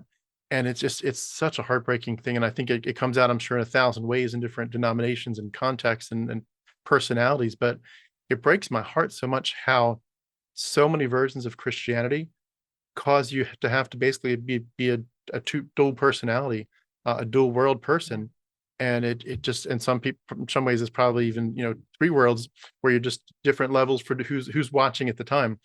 You can kind of be, I know for me with Bible college, you could kind of be honest with some of the other guys, in the dorm, where it's like you can't be honest with your future church, because they would disqualify you for your thoughts. You can't be, honest with the girls you're looking to date, because they would disqualify you and think you're too interested in them for sex. But this world where you have to wear these masks, it comes out in so many ways. And it's not the main issue for a lot of people as to why they deconvert, but the fact that you behind the scenes have this pressure to wear these masks. And especially once you realize so many other Christians are like real, genuine, legit Christians who truly believe this stuff, even your leaders, they're also wearing multiple masks. Yeah. It's like, wait a second, how many of us are wearing masks, and who are you people, and who am I? It leads you to really feel like you're lost. Right. And I will say that it's not that nothing became evident, because there were times when I was very down, and again, the congregation would be very supportive, but I couldn't say the real reason I was down. Yeah. Like, I mean, I could say some of the reasons, because obviously around the deaths, things were, that was expected, but there was more going on inside than what I could say to anyone. So what ended up happening is one day I came home around after the second time, because we had gone through so much trauma, our family, with everything that happened with, first there was several years later, another death. Then there was a situation with my son. Things were obviously, we'd had a lot of trauma. And one day I came home, and I don't want to like spend too much time on this for several reasons, but one day I came home and my my ex-husband had moved out. Um, there was a woman involved. He wasn't necessarily leaving. Well, he knew he was also leaving the religion, because if you leave for another woman, you're going to leave the religion. But it wasn't that he had deconverted, because again, he said things to me afterwards as we were, finally working through things, that told me he hadn't. Now, he never took it very seriously, I can say that. Which, good for him. He probably had more of a life than I ever had, even while in it, because he didn't. But he left when I came home one day from service. I know which day it was. I walked in and he had gone. He had moved out. He had taken things and left. At this point, and again, I want to say, I know I want to disrespect him. I hate what happened. I wouldn't have made the same choice in the way to do things that he did, but I think there were probably, things about himself that he didn't understand that were going on inside. And I think just, having met someone on the outside where all of that was going on gave him kind of a smoother path to be able to do that. So again, I wish him the best. I don't, care to have any connection or anything like that, but I do wish him the best. I hope he's happy. But thankfully, that actually led to freedom for me. And the reason is because after what happened, I had been, I didn't have very much education. I had started getting an education when I was young. I had taken classes here and there, but I'd never finished a degree. I didn't have any significant working history. I'd worked part-time here and there. So I didn't have a lot I could do for myself as far as taking care of myself. So there was a point where our house was getting foreclosure or getting notices put on it. I got into assisted housing just in time in the months after he left. At first, I lost my cell phone. I had to scramble to get a job. We had one working car, which he took. A lot of the people in the congregation took me back and forth to work. Again, there's wonderful people. When I finally got a job at a restaurant handing out drinks, not too long afterwards, again, there's wonderful people in that organization who are victims, and they're told, you help your brothers and sisters, which they do. They were very helpful to me, taking me back and forth to work and so forth. But the reason that was all significant is because when you're put in that situation, you no longer have the time to give to Watchtower. And I really appreciate being able to call them Watchtower. I learned that from the ex-JWs that I watched, because I know they would hate being called that. They want to be called, Jehovah's Witnesses. But the reason I call them Watchtower is because it's an organization, and it's a trickster organization is what it really is. And I do want to say something about that, but I'll just say that my mind got a space. I had time to think, which I'd never had before. I had time to to breathe. It's the only way I know how to explain it, to breathe. And it wasn't that I had deconverted. I certainly hadn't. I know I've heard you say before, when you've told your story, about how if someone would have asked you at the time, because my deconversion actually took years, because even after I was gone and living outside of that organization, I was not mentally deconverted. But I had time to breathe, and that was just something. I hadn't had time to breathe, so to speak, mentally, emotionally, in a long time. At one point, my best friend, who I still miss so much because she was a part of my life almost every week. I was her chaperone before she got married. She grew up as a JW. She grew up, I'll mention now, since I'm talking about her, her mother told her, well, don't worry. She was kind of afraid of high school because of, things she had heard growing up as a witness and so forth. And she would tell me how her mother would say, well, don't worry, honey, you'll never have to go to high school. The system will be over, long before that. I'm sure of that. Of course, here we are so many years later. Anyway, I was her chaperone. I was in her wedding and everything like that. So at one point when she knew I was struggling, I wasn't very active, as they say, she asked me, she and her husband had moved to what they call serve where the need is greater. So she asked me, why don't you come out here, which is all the way across the country on the left to the west. So I did. And that was my kind of last resort to try to still be a witness. And I almost even told her, in essence, not in these words, but told her this is my last effort, because at the time I had left and I was teetering, but I don't really think I was there were so many things involved in my head, but I did not believe I think you can say that to someone who's deconverted for something and they'll understand, but I don't know how to explain it to someone else, outside, because yes, I was leaving, but my mind had not deconverted. Let me put it that way. So after 2 months, I left and I drove back all the way across the country, knowing I was leaving, as in I wasn't going to go to the meetings anymore. I wasn't going to go out in service. I was going to go off and live my life. But at the time, I had no intention of talking bad about the organization. I was just going to leave quiet because I wasn't going to do it anymore. There were things that bothered me, but I was not deconverted. So for the next about decade, I guess, it was slow. The cracks were still there, things that bothered me. I met my current partner, who I love. We've been together for 11 years, not long, just a couple of years within when I left.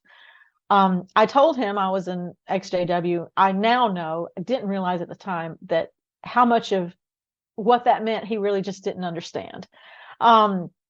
So we got together, we've been together, and I would explore different things, different books I would read. I think I eventually, as the years went by, came to feel like, okay, well, maybe they don't have the exact truth, but it's still a good religion. I'll never speak bad about them.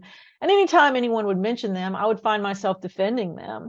And I would, even my son, who, oh, by the way, had left with his father.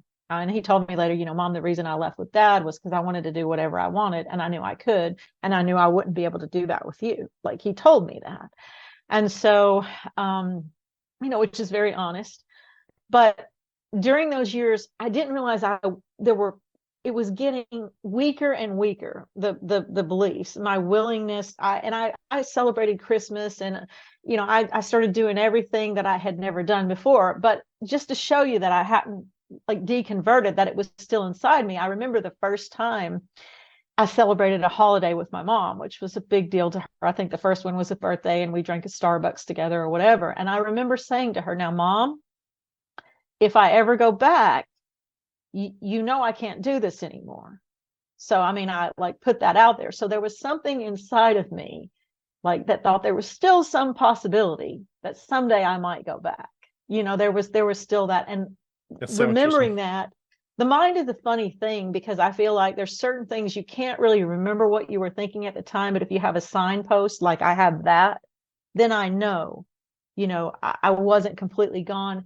And I will say that not too long after my real deconversion, not too long before it, I was talking to someone who brought up an extended relative who was the JW, and she started talking about me about it, knowing nothing about my background. And I remember, although I didn't show it outwardly, which is really hard for me because I'm an extremely expressive person, I remember inside, suddenly I froze. I remember feeling that way inside and listening to what she said. And she was talking about, the Christmas thing, the fact that she didn't do it. And even if that's not really the day, we should still And I found myself like wanting to defend. This was not that long ago. I found myself, even though I had done just about everything you're not supposed to do as a JW, still inside of me, I feel myself, starting to defend them. Well, and I'm not telling her that that was my life. In fact, I've been with my partner for 11 years, and I know I have shared this with you, but I never told his family until just recently. For 11 years, I didn't tell my partner's family that I was an ex-JW. And I know that recently I told a family member of his, and I remember it was so anticlimactic because she said, after I kind of told some of my story, she said, "Oh, well, I didn't know all that. I thought they were just a benign religion." And I thought, oh my God, I kept that for 11 years, not telling you guys where I came from. Again, my partner knew from the beginning, but it's only been the past couple of years that he's really come to realize what that means. Because as a JW, you're taught the whole world is looking at you, and not only that, the whole world is out to get you. And I've come to realize it's such a comical thing to me now. No, most people aren't even paying attention to you. Most people, except for those on YouTube, they don't even know you guys are there. If you come up, they're thinking about you. But no, no. And I had all these imaginings of, what it was going to be like when I told his family, like it was going to be, this big thing. But it was so much bigger inside my head than it was to them. But let me go back a step. And like I said, it wasn't when I first left that I mentally left. In fact, and I recently told my partner this, and he said, "Really?" It was only a few years ago that I threw away my no blood card. And I never had checked that at the doctor. And just recently, it's kind of funny because it was after I actually deconverted that my doctor got a new I don't know, nurse or whatever the lady is that checks your thing. And that was empty. And she said, "Would you take a blood transfusion?" She was going through trying to update my stuff. And for the first time ever, I was able to say, "Yes, absolutely. Yes." I know it's so emphatic about it, being able to say yes. But all those years, I left that blank. And I do remember it was only a few years ago. Now, it was before I deconverted that I threw the card away. But I remember where I was standing, and I remember looking at it and thinking, "Do I really want to throw this away?" I mean, I think there was a point at which I decided I wasn't going back, but I do just want to say this. There were times I told myself, well, if it turns out to be true, if it turns out to be true, Jehovah knows what was inside of me, and he knows how hard I really did try.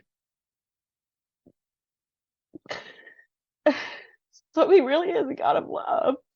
If that turns out to be true, at Armageddon, if he's all knowing, he'll know. He'll know how hard I really did try. And he will have seen how all my life I tried to care about spiritual things, and I was serious. And no matter what anybody else says, I meant it. I meant it. Even when I was a kid and other people were going for the candy, I wasn't just going for the candy from the beginning. I was trying to figure out what was true. So he's got to know that. So anyway, that's what I thought. But again, there were all these cracks. So I'm sorry. But what ended up happening was, and I really don't want to say who it was, but I ended up having a conversation a few years ago where someone said something just a few years ago that really, really bothered me. And as I was telling this person about my background, and due to what they said, I thought, well, I've done everything else at this point.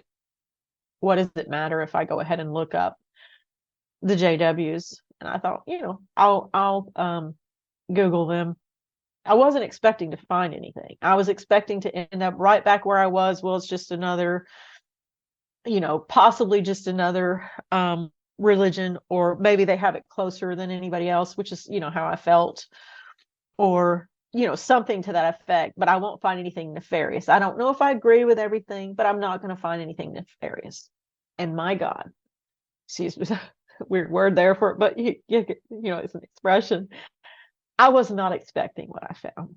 So I think one of the first things I found was, I think it was some kind of a PDF of this book, Crisis of Conscience. Okay. I don't know if but that is the quintessential book for deconverting JWs. And I believe you can be disfellowshipped for just having it. I don't know, maybe I'm Wow. wrong. Because who that person is he was an ex-governing body member. And the governing body is really who runs that organization. They're a small group of men in New York. And what I wanted to say earlier is that's always who's run the organization. And that's the thing that once you understand makes all the difference. Because if you look at JWs as a group, the people within it, obviously all religions attract different kinds of people. There's the sincere, the not as sincere, there's the whole spectrum, on religions. So there's that within. But as a general rule, the people who are JWs, they're nice people. They're not bad people. And most importantly, they are victims. The everyday members are victims. Now, of course, there's people who become elders who are power hungry, and they have that little bit of power, and there's that. Not all of them, of course, but the people who actually run the organization are the men in New York. And that's something, the way it's set up, to keep you from understanding that. But anyway, he was a governing body member who left. Now, these men are supposed to be of the anointed, and those are the ones that are going to be in heaven and ruling over people. And according to JW doctrines, they're the ones the Bible is addressing primarily. The other people who are going to live on earth, they're secondary. Although in doctrine, they'll tell you they're not any more important than the people who are going to live on earth. It goes back to that, official doctrine and then in practice. Right. Because in practice, it's something completely different. But when I read that, I think, again, it was just a PDF of the book. I ended up ordering the book. But because he was there, he was one of them. He was behind the scenes, and he left. And the things that he told, about that happened behind the scenes, as far as how decisions were made, it was extremely disturbing, especially to someone who was like so familiar with like I said, I read every magazine from cover to cover. I know what they taught. I know what the teachings were. So when I discovered the hypocrisy, when I saw, this was in probably November of 2021 is when this happened, is when I went down this rabbit hole. And the things I found out, one of the things I found out, this was a big deal to me. I know it's old news to so many other ex-JWs, but it was new news to me. The fact that they had been non-GMO, non-governmental members of the United Nations, they said it was for a library card. But knowing what I know when I first came in, it was a big deal to me when I learned that they taught that the United Nations was the image of the wild beast in Revelation, because they teach that the United Nations is trying to take the place of Jesus by saying they're going to bring peace to the earth, when Jesus is the only one who can bring peace to the earth. And that's what he's going to do during his 1,000-year reign. So the United Nations, by saying they're there to bring peace to the world, they have set themselves up in opposition to that. So as a witness, you're not allowed to vote. You can't be involved in any political organization, and you nothing political. I can't say that enough, because that was such a big deal. Like, they tried to get my ex-husband to take a dishonorable discharge to get out of the military, because you have to be out of the military first before you can be a witness. Well, thankfully he didn't do that, but you can't do any of that. So any regular witness who would have been a member of any organization that was political, I know from everything I know back then, you would have gotten in trouble. So when I went down the rabbit hole to try to type it in and go, wait a minute, they did what? In 2021, after all those years of being out. And I saw that they had been members, and that when they were called out by, I think it was a UK paper, I think it was the Guardian, I'm not sure, but they ended their membership the next day once they were caught, that they had been members for all those years. Now, they tried to downplay it. I learned that online by saying, well, it was just for a library card. Someone was going, but they wouldn't have allowed that for what people refer to as a rank and file witness. They would have said there was no excuse. You need to be neutral. We are neutral. We are no part of this world. We are living for, the new world. We're separate. That is a compromise. But it was okay for them. Knowing that and seeing that, that was deception. And then what I've seen since then, what I saw online and what I've seen since then, their revisionism, the things that they revised as far as things that they believe. And it's not just that, here's the big deal, it's not just that they revised them, they hide the fact that they've revised them.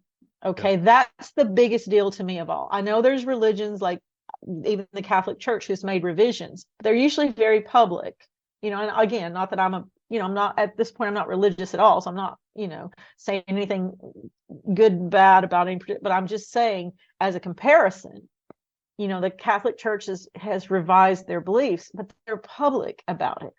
If you say you're an organization of truth, and you're hiding your revisions, you're going back and you're changing their literature, which I've seen so much proof from so many of the ex-witnesses that I watch, from things that I've read, where they'll go back and change so that the people who are researching can't see that that wasn't always what you taught.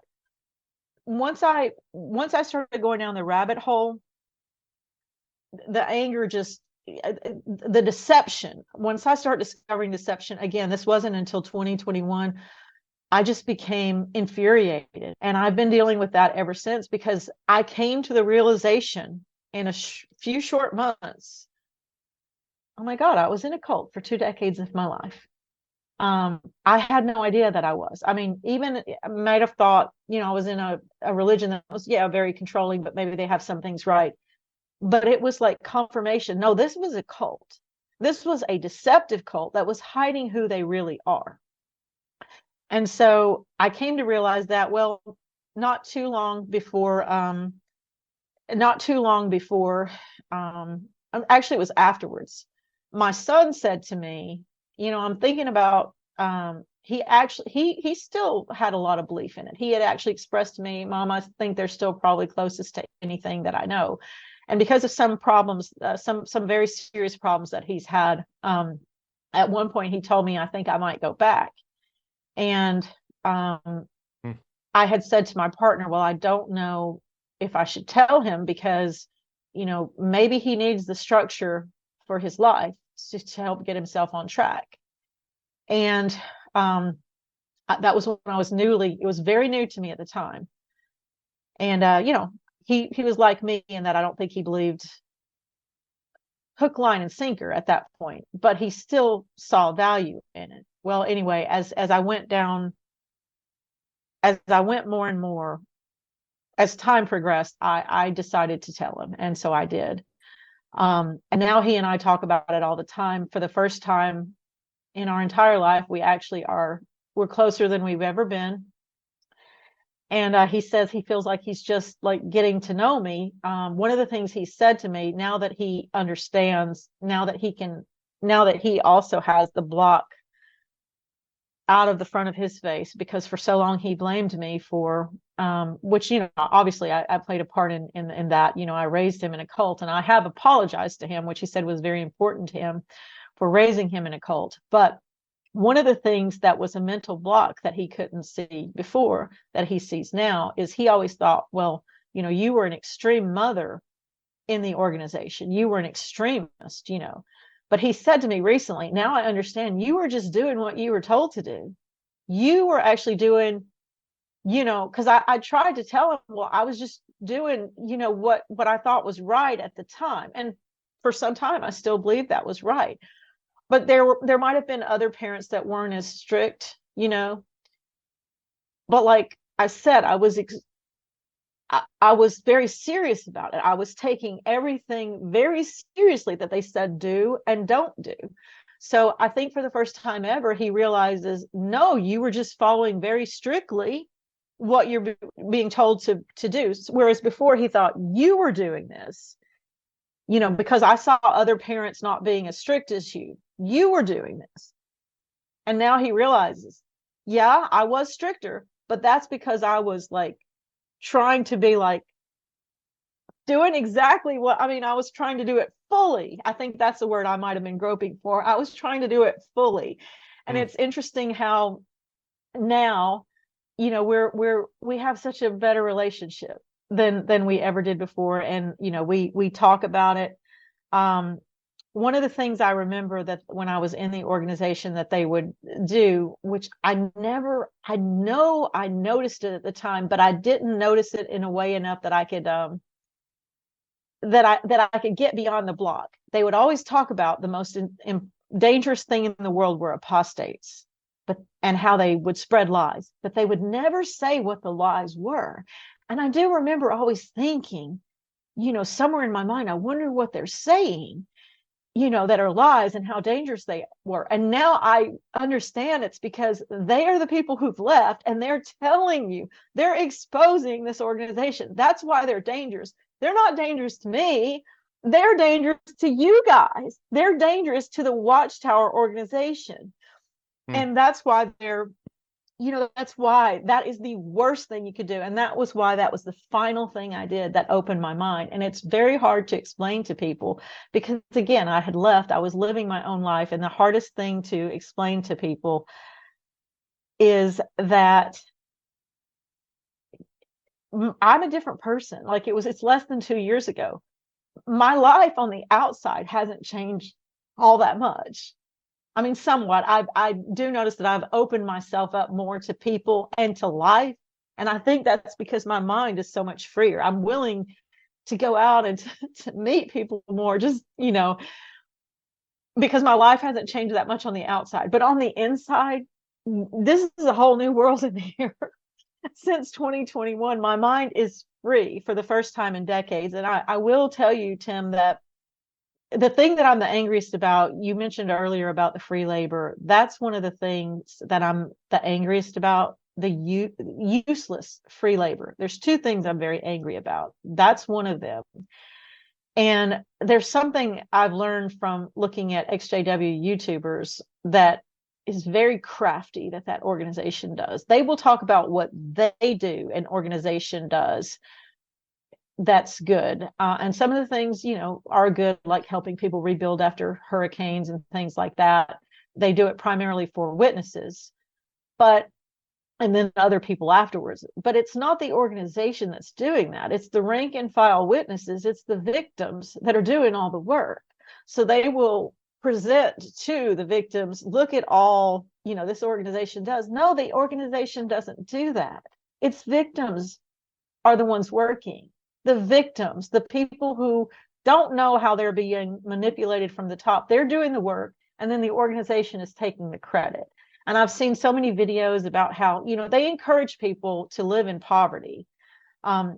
They might not say it that way, but in essence, that's what they do. That's why when the breakup of my marriage happened, I was in essence in a very bad situation because, like, it's very much, you know, money, any kind of accomplishment, don't it's dangerous, don't, you know, they keep you in poverty. That's another method of control. So I can't, there's no way I could express here all the things I would love to say about the free labor I gave to them. That's one of the things that makes me the angriest.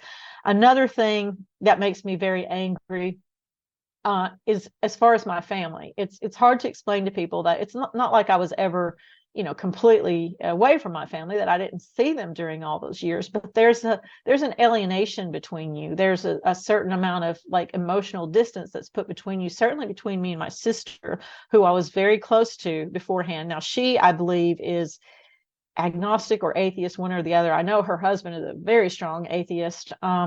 So she and we would have been close for years. So that's the other thing I'm angriest about. Yes, I had time with my family. Yes, I have time with them again. And yes, I know I'm a little bit different in some other witnesses in that when they leave, they lose their families. And I hate that. I gained mine back. And that's a big deal. I mean, I get that.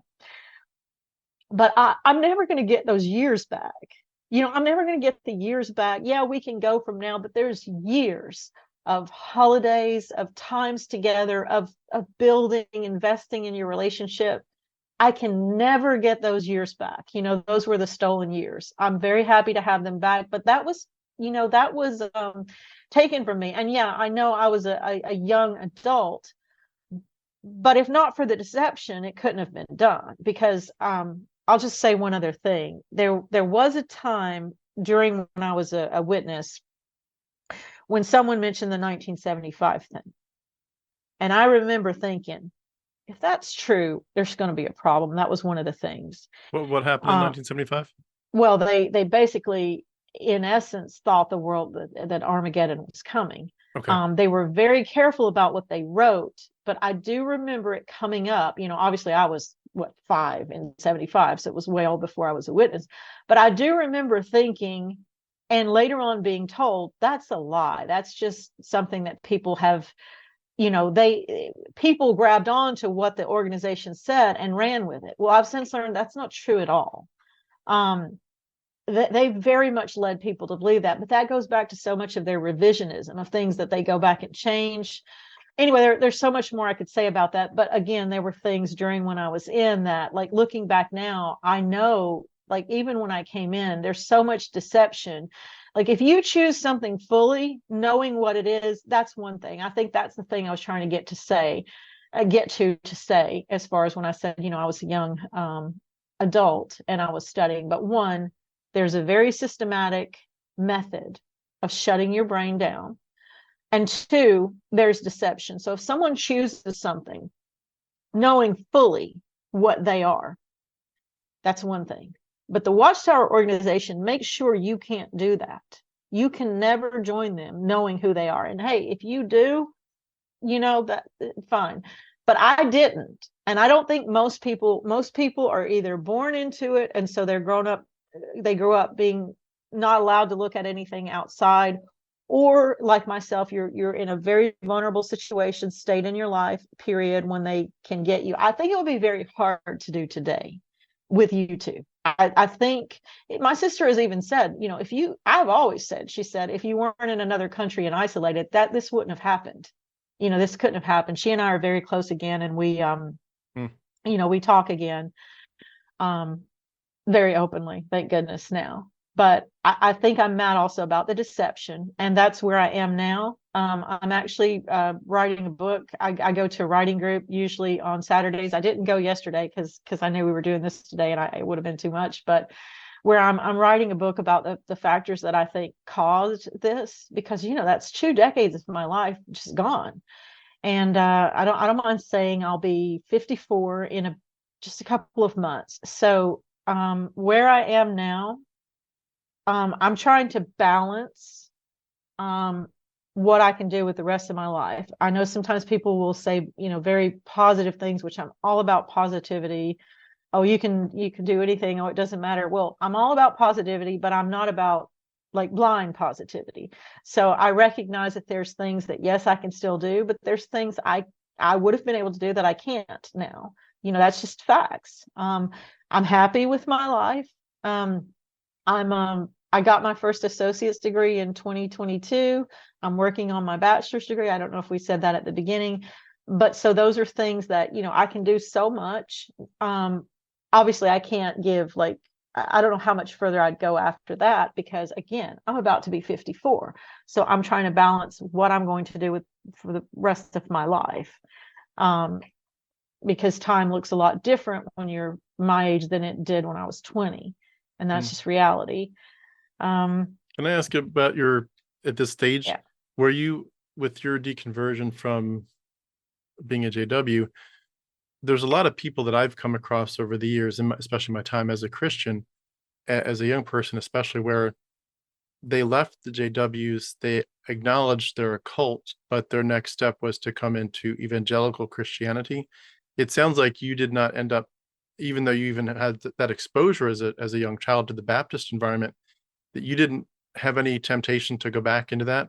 Is that fair to say? And was there any part of that stage where you thought, maybe I at least need to explore, maybe I'm just in the wrong group, but the Bible and Jesus are still, critical to my life and to the afterlife?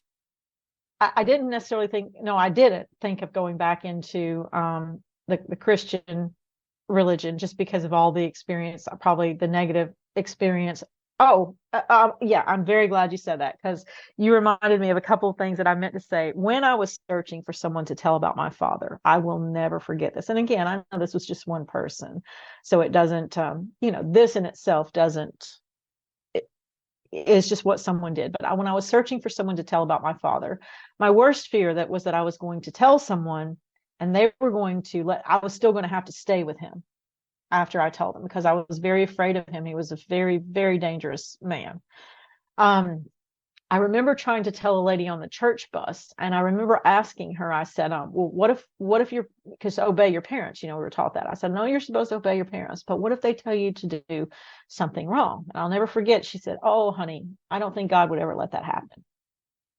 That was her answer to me. That's never left me. That's always been a something on me, because I was being, again, abused in the worst way by my father. So that there was that I had a lot of, feelings from back then. But after I left, I did kind of explore more by reading than anything, a little bit of progressive, and I think even my friends that are Christians today, they would probably be, if you had to define them, more progressive Christians, because some of the things that they say. I did also look into a lot of other new agey books, because I was free to read them now, and I like the positivity of them and so forth. And what you said about the Christianity, the reason I said I'm glad you said that is the hardest thing for me to do, and I know this goes back to my youth, even after everything, was to say the words, even though I'd been one of Jehovah's Witnesses, I don't believe in Jesus, because that is a fearful thing to say. And I think even as a witness, I know they've redone their songbook, because they just keep redoing everything to keep their people in. But there was a song that I remember was important to me because of where I'd come from. It was called "Kiss the Sun." And the lyrics were, "Kiss the sun, lest God be angry and you perish in the way." So, Some too. rejecting Jesus, even though I was a Jehovah's Witnesses, and they put more, even to them, doctrinally, and I was always reading. That's a big deal. You're going to make Jehovah really mad if you reject his son. So coming to the point where saying that, I think that's still one of the most fearful things, I've ever done. Because, you just imagine God, I do, that's my son. That's what I would imagine. So yeah, that was a hard thing. But as far as ever going back, trying to think if I've ever even, been in a Christian church since then. There's even one point, I think even after I deconverted, I thought, well, I might go to a what are they called? A Universalist church. And I thought, just for Unitarian. the, yeah, I thought, because they're kind of new agey and they're very open to stuff. But I knew and I've heard some atheists that I've talked with, groups I've gone to, say, they're you can even go if you're an atheist just for the fellowship of it. And I've thought about that. But then if I start hearing someone talk about, what I consider in essence mythology, that might be a little hard for me at this point. I think I've told you I'm more of an agnostic, and I think that's just for the sake of leaving something open, because I don't know everything. And I would love to believe that there's something else. I'm completely convinced at this point it's not, in any holy book, whether it's the Bible or even any non-Christian. I don't feel like any person on earth has it figured out. I also know I'm limited in knowledge. So could there be something else? And do I kind of hope there is? Yeah. And would I be open to it if you could prove it to me? But, you know, having come from where I have, you're not just going to tell me, oh, because well, that's great for you, but you're going to have to prove it to me. Mm. At this point, I'm very in love with evidence. I listened to the other day your interview with Tim Sledge, and I felt like he kind of expressed some of the things that I feel like better than maybe even I could. Like that's it. That's exactly how I feel. And I listened to a lot of evidence-based things. Like I love what I don't know if it was him or someone said recently, maybe it was him, where he said, well, you've got the progressive Christians who say, well, that's not literal. And you can tell me if it was him that said this or not, because I'm listening to so much stuff at this point. And he said, but that's a problem, because if it's not literal, then death entered the world through one man. That's a problem, because that suddenly that teaching falls if Adam and Eve weren't real. And I hear things like that. Those are the kind of things I like. Now I like evidence, I like logic. So that's where I am now. I'm at the logic stage. I That's love awesome. I will say I love a lot of my friends who are Christians. Most of them, again, I'd say, are progressive Christians, and I think it's great that they want to see other people in a good light.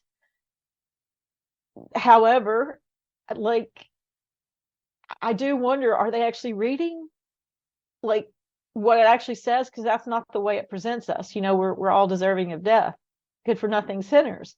So I think it's wonderful. You don't want to see people that way, and your Christianity is positive. But I had a friend who I said to her, I'll just say this. I said to her, well, what about this in the Bible? What about when God, said this was okay, or that was okay? And she said, well, I don't agree with that. Well, and then the Bible's been changed. Well, if that's the case, who gets to decide? Who gets to say which parts have been changed? You just pick and choose what you want according to what you'd like to believe.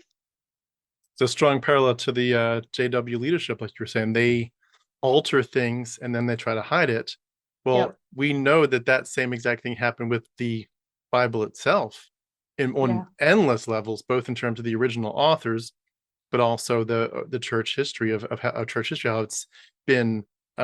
Some books were in, and then they got pushed out, and then they got just burned. Whatever, Christians love to burn books, so they burned the books that they used to actually call the Bible. They burned them Yeah. and buried them and so forth.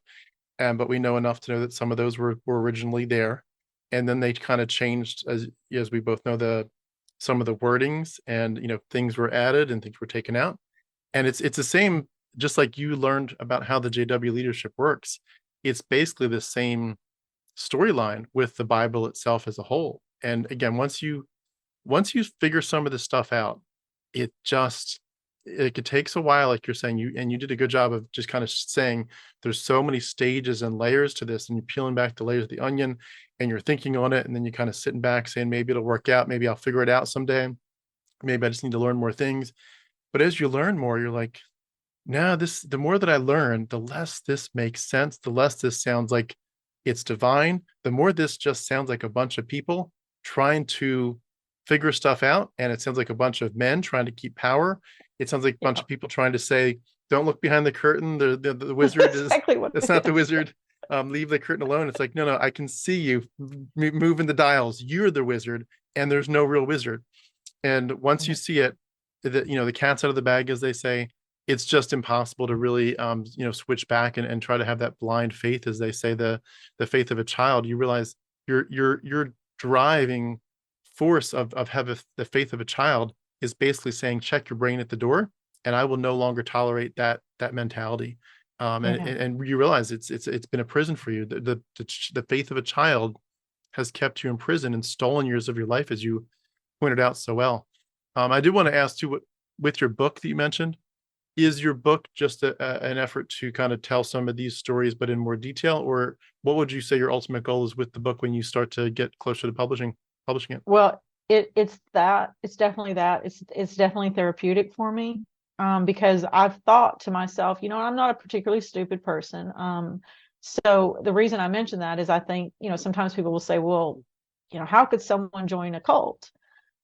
And so I've really tried to examine, how did it happen? Why did it happen? Because some people do, some people don't. And I've thought about what my life has been and who I've been and the things I've gone through being with my family, adoptive family. And the first part of the book is called, I haven't decided the subtitle completely yet, but it's called Outsider. Because although that's not the reason, I think that was a big reason why I joined a cult. I think it definitely plays largely into why I stayed, because I had finally found a place where I was one of. I was not an outsider. And they very much make you feel that way. It's an us and them. And I wasn't raised by my biological parents. I love my family. They're my family. But in some ways, throughout my life, I've always been an outsider. And that's the one time I was an insider. And so, that was a big part, I think, so there's that. And yeah, I want to tell my story. And it's also for my son, because again, he said to me, Mom, I think I'm finally just now beginning to understand. He said, I've always thought of you as mom. You've just always been mom to me, but I forget, you were someone before. And I also forget, he said, I think he'll be 32 this week. He said, I also forget, you were pretty young when you joined, that religion. And now he's at an age where, he's past youth.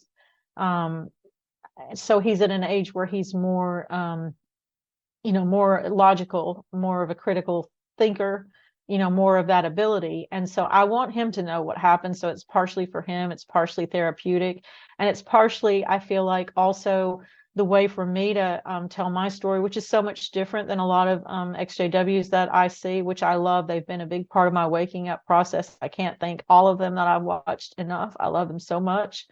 But I realize most of them are like my son. They were born in, and that's what makes me a little bit different, is I joined, which is, actually kind of embarrassing. Because, I was duped, so I wasn't born into it like my son. So there's that.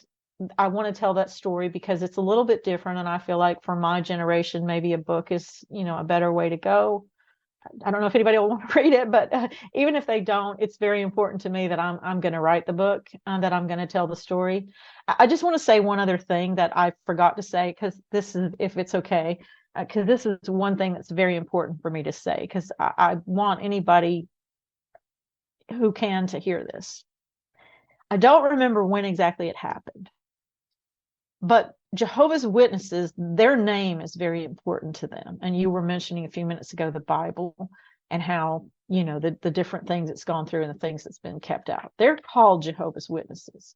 And they say, the Watchtower calls themselves Jehovah's Witnesses, and they say, the sanctification of God's name is the most important thing.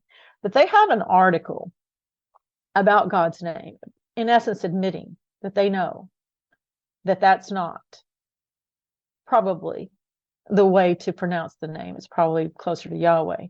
They have an article admitting that. And the article says at the end something to the effect of, but this name is best known and been in use for centuries. Now, these are the same people that argue you must use God's name because, he's revealed it to you and there's many gods and so forth. But they won't change the name. So you have to ask yourself, they've recognized that it's in their literature. There's a piece of literature that says that, whether they're going to change it or hide it or whatever, I don't know, but I know I read it. And so is the reason, are you really a religion of truth and you want the truth more than anything? Or is it that the fact that you would need to change your name interfere with your brand? Because that's what you really are. You're a company. And you have a brand, and you can't change your name now because your brand is Jehovah's Witnesses. Never mind that you've admitted that that is not the way to pronounce God's name. So anyway, I just thought that was the thing I said earlier. I don't want to forget this, because that's such a big deal to me. And how powerful is your God when he can't even let you know what his name is? Right. It's crazy. It's like the whole idea of God preserving his word, like the preservation of the word of God has been so horrific and just choppy. You're like, your God can't give us the word in the first place, and in a way that we're clearly sure it's definitely him and not just a man. And then he can't preserve it, and he can't tell us clearly how to know which books should be in and which shouldn't be out. And it's like this, yeah, this looks a lot like a bunch of people making stuff up. But I know we're just about out of time here, but I did want to ask, could you wrap us up by maybe giving a word of advice to someone who is in the spot? And I've asked this of many people, so this is, if you've heard my a lot of my interviews, you know what I'm going to ask. But someone who's right at that spot where they're just saying, I'm not ready to leave. I definitely still think this might be real. I might just be misunderstanding, but they're willing to maybe watch an interview like this and some others, which might be a stretch for some people. It might be very weird to be listening to someone like you, and for sure someone like me, talking like this, but they're just exploring. They're just trying to figure out the next steps, and they're willing to, thankfully, broaden their horizons a little bit and look at a channel like mine, if only to tear it apart and do the apologetics response to it. But they're willing to listen to it, and they're realizing in their heart of hearts there is something wrong here. I admit it. This doesn't sound right. But number one, if I admit all the questions in my heart, I might be shunned, I might be an apostate, I might be mistreated and hated. I can't risk that. Maybe they would literally lose their children over it. Who knows? Or their loved ones, their marriage might end. But regardless of where they fall on that spectrum, just them in themselves, just them looking in the mirror and saying, "Oh my gosh, what's going on here? This feels so weird." The carpet's being pulled out from under their feet. What would you say to someone who's just getting started, and maybe add to that someone that's at the point where they're saying, um, actually, I'm a little further than that. I actually do think this probably is mythology. I need to research a few more things. I need to let some things, figure things out in my head and put the pieces together. But I'm leaning much more, like a 80-20 split, so to speak. I think this actually might be mythology. I might truly have been in a cult, not just JWs, but any version of Christianity. This might Yeah, be a for sure. cult. Um, and they're just trying to figure out how to move forward. And life feels so weird and painful to them at this point. And like you admitted, time wasted and relationships now in jeopardy. What would you say to some people on that, both the beginning stage and also at the stage where they're about to escape fully and admit it's mythology? Well, for me, I would say the best thing I could say to advice to anybody, you said the word a minute ago, forward. Just keep walking forward with little steps. It's like when you're trying to clean your house and it's a big giant mess, and you just see one little piece at a time getting cleaned up. Just start doing something, the littlest thing. Just keep walking forward.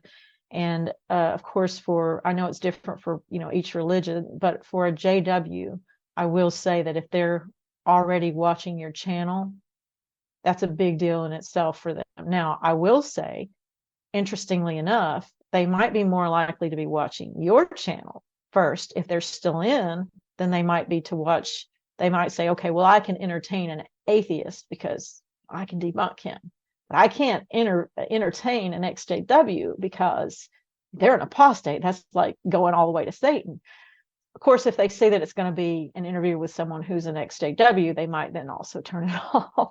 But that, if they're already to the stage, if someone is already to the stage of watching apostate videos or videos like this, then they're, as a JW, that's already way down the line, because that is, like I said, I was out a decade before I was willing to take that final step, Hmm. because that's the worst thing you could do. But I'm just too to dangerous. anybody, yeah, it's We're too just too dangerous. dangerous. That's right.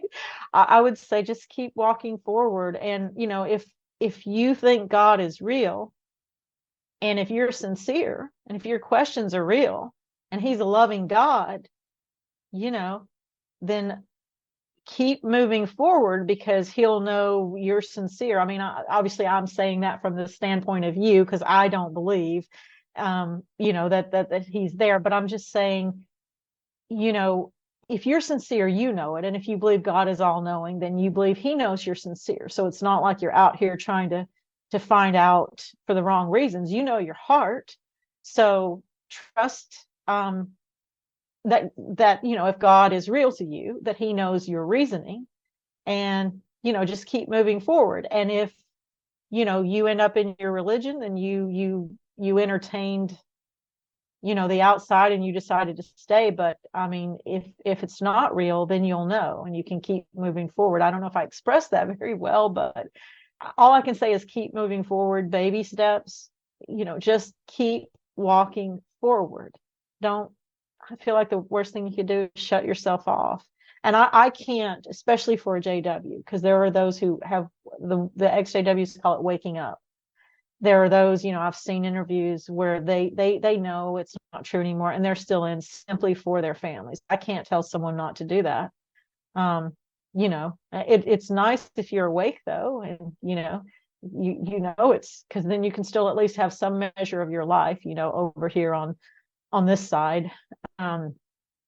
So yeah, I mean, I hesitate to give any like firm advice, especially to JWs, because of how controlling that organization is. But again, if they're already watching these videos, then they're well on their way And to I getting would, out. yeah, and I would certainly just add to, I don't know if it's an option for people to be researching this so much in the JW community, but for sure, anyone that's not in a hyper controlling cult, just to really dive into the mythology of it all. There's Yes. some things where it's like it's horrific when you start seeing these JW documents and how they change things. It's horrific when you see, the rule book of how the elders do things and how they cover up abuses. We didn't talk about that, but how they cover up child abuse and so forth, because of the 2 or 3 witnesses issue. But when you, regardless of what we all know about our different denominations, when you just look at the mythology behind the actual gospels, like you just ignore which translation is correct, which denomination is correct, just focus on whatever version of the gospels you have, and then learn what they were saying in the 200 or 300 years before Christ about their other gods. You just realize they were literally copying from other gods to make up this Jesus story. And it's just, once you see that, in my opinion, for many people, it's enough to get the ball rolling to say, yeah, you're clearly copying from other gods. There's no way around it. And once you see enough of those, you're like, all right, if you want me to believe in Jesus and say Jesus is the real one, then the real mythology, then you're going to have to explain to me why Dionysius and Zeus and Hermes and all these other guys are and female gods. Why are these other gods not real? Because they're doing the same exact stuff. And in many cases, they're doing even more wonderful things. And people are claiming they've seen it in real life. Yeah. And they've got all the witnesses. But then, of course, and I love to do call outs occasionally for the great work of Dr. Dennis MacDonald, showing that literally the Gospels are crafted in very large part based as not just rewrites of the Old Testament stories, but rewrites of Homer's Iliad and Odyssey and Virgil's Aeneid and other Greek epics. And like once you add all this stuff up, the rewrites of the Greek and Roman gods, and some of the, of course, the some Egyptian gods and other gods too, Mithraism.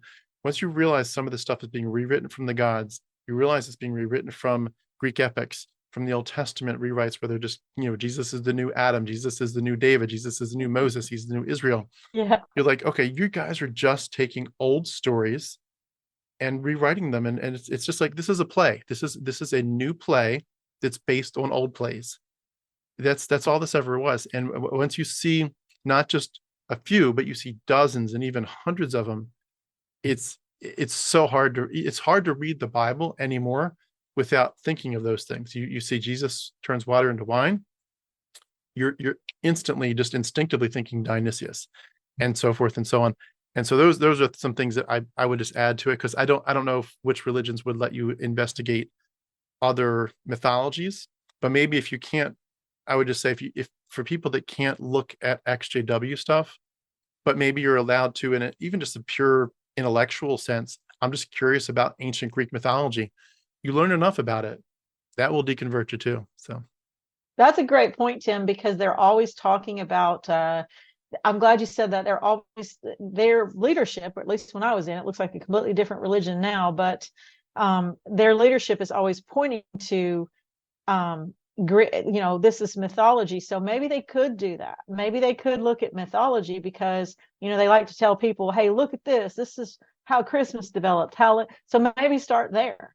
Yeah. You know? Yeah. It might be create a crack in the dam, as they say. Well, I did want to ask before we wrap it, do you have any other final thoughts you want to add that we didn't get to? You mentioned how we didn't get to all the cover-ups. I've watched all of that, but and that was, a big part of it too. And that was another reason why I want to write the book. I feel like there's a lot of people on YouTube who are already covering that. They're doing a good job from a certain angle. I feel like it's great to have something from different angles for different people, different personalities, because the ex-JW YouTubers, they're doing an excellent job covering, exposing all of the cover up of CSA, all of the like leaked stuff, the horrible. They're doing such a good job. I don't feel like I could do what they're doing. One, they have to be watching that. They have to be involved, and some of them are going online onto the ex-JW, to the JW website, which I don't think I could emotionally do. But they're doing an excellent job, doing that. So yeah, for sure. And I've been honored to interview a few ex-JWs, as you mentioned before, and it's amazing some of the different things that people that's are. how I found you. Yeah. That's how I found you. I think that's why I felt like you were a good fit for me, because of the fact that, I didn't start out as a JW, but I found you through watching your ex-JW interviews. So That's awesome. That's awesome. Well, I do just want to wrap up then by saying first, thank you for being able to share your story. Of course, big picture again, as always. So glad you escaped, and so glad that you're able to help other people in turn to think through these things as those conversations happen. But I appreciate specifically today you being willing to, vulnerably share your story. I know some of it's very painful, and I really appreciate that. So just thank you for being willing to be a part of this journey with us. Thank you, Tim. Thank you so much. Yeah, we've been speaking again with Carol. Carol, great to get to know you, and maybe we can do it again sometime. Thanks again.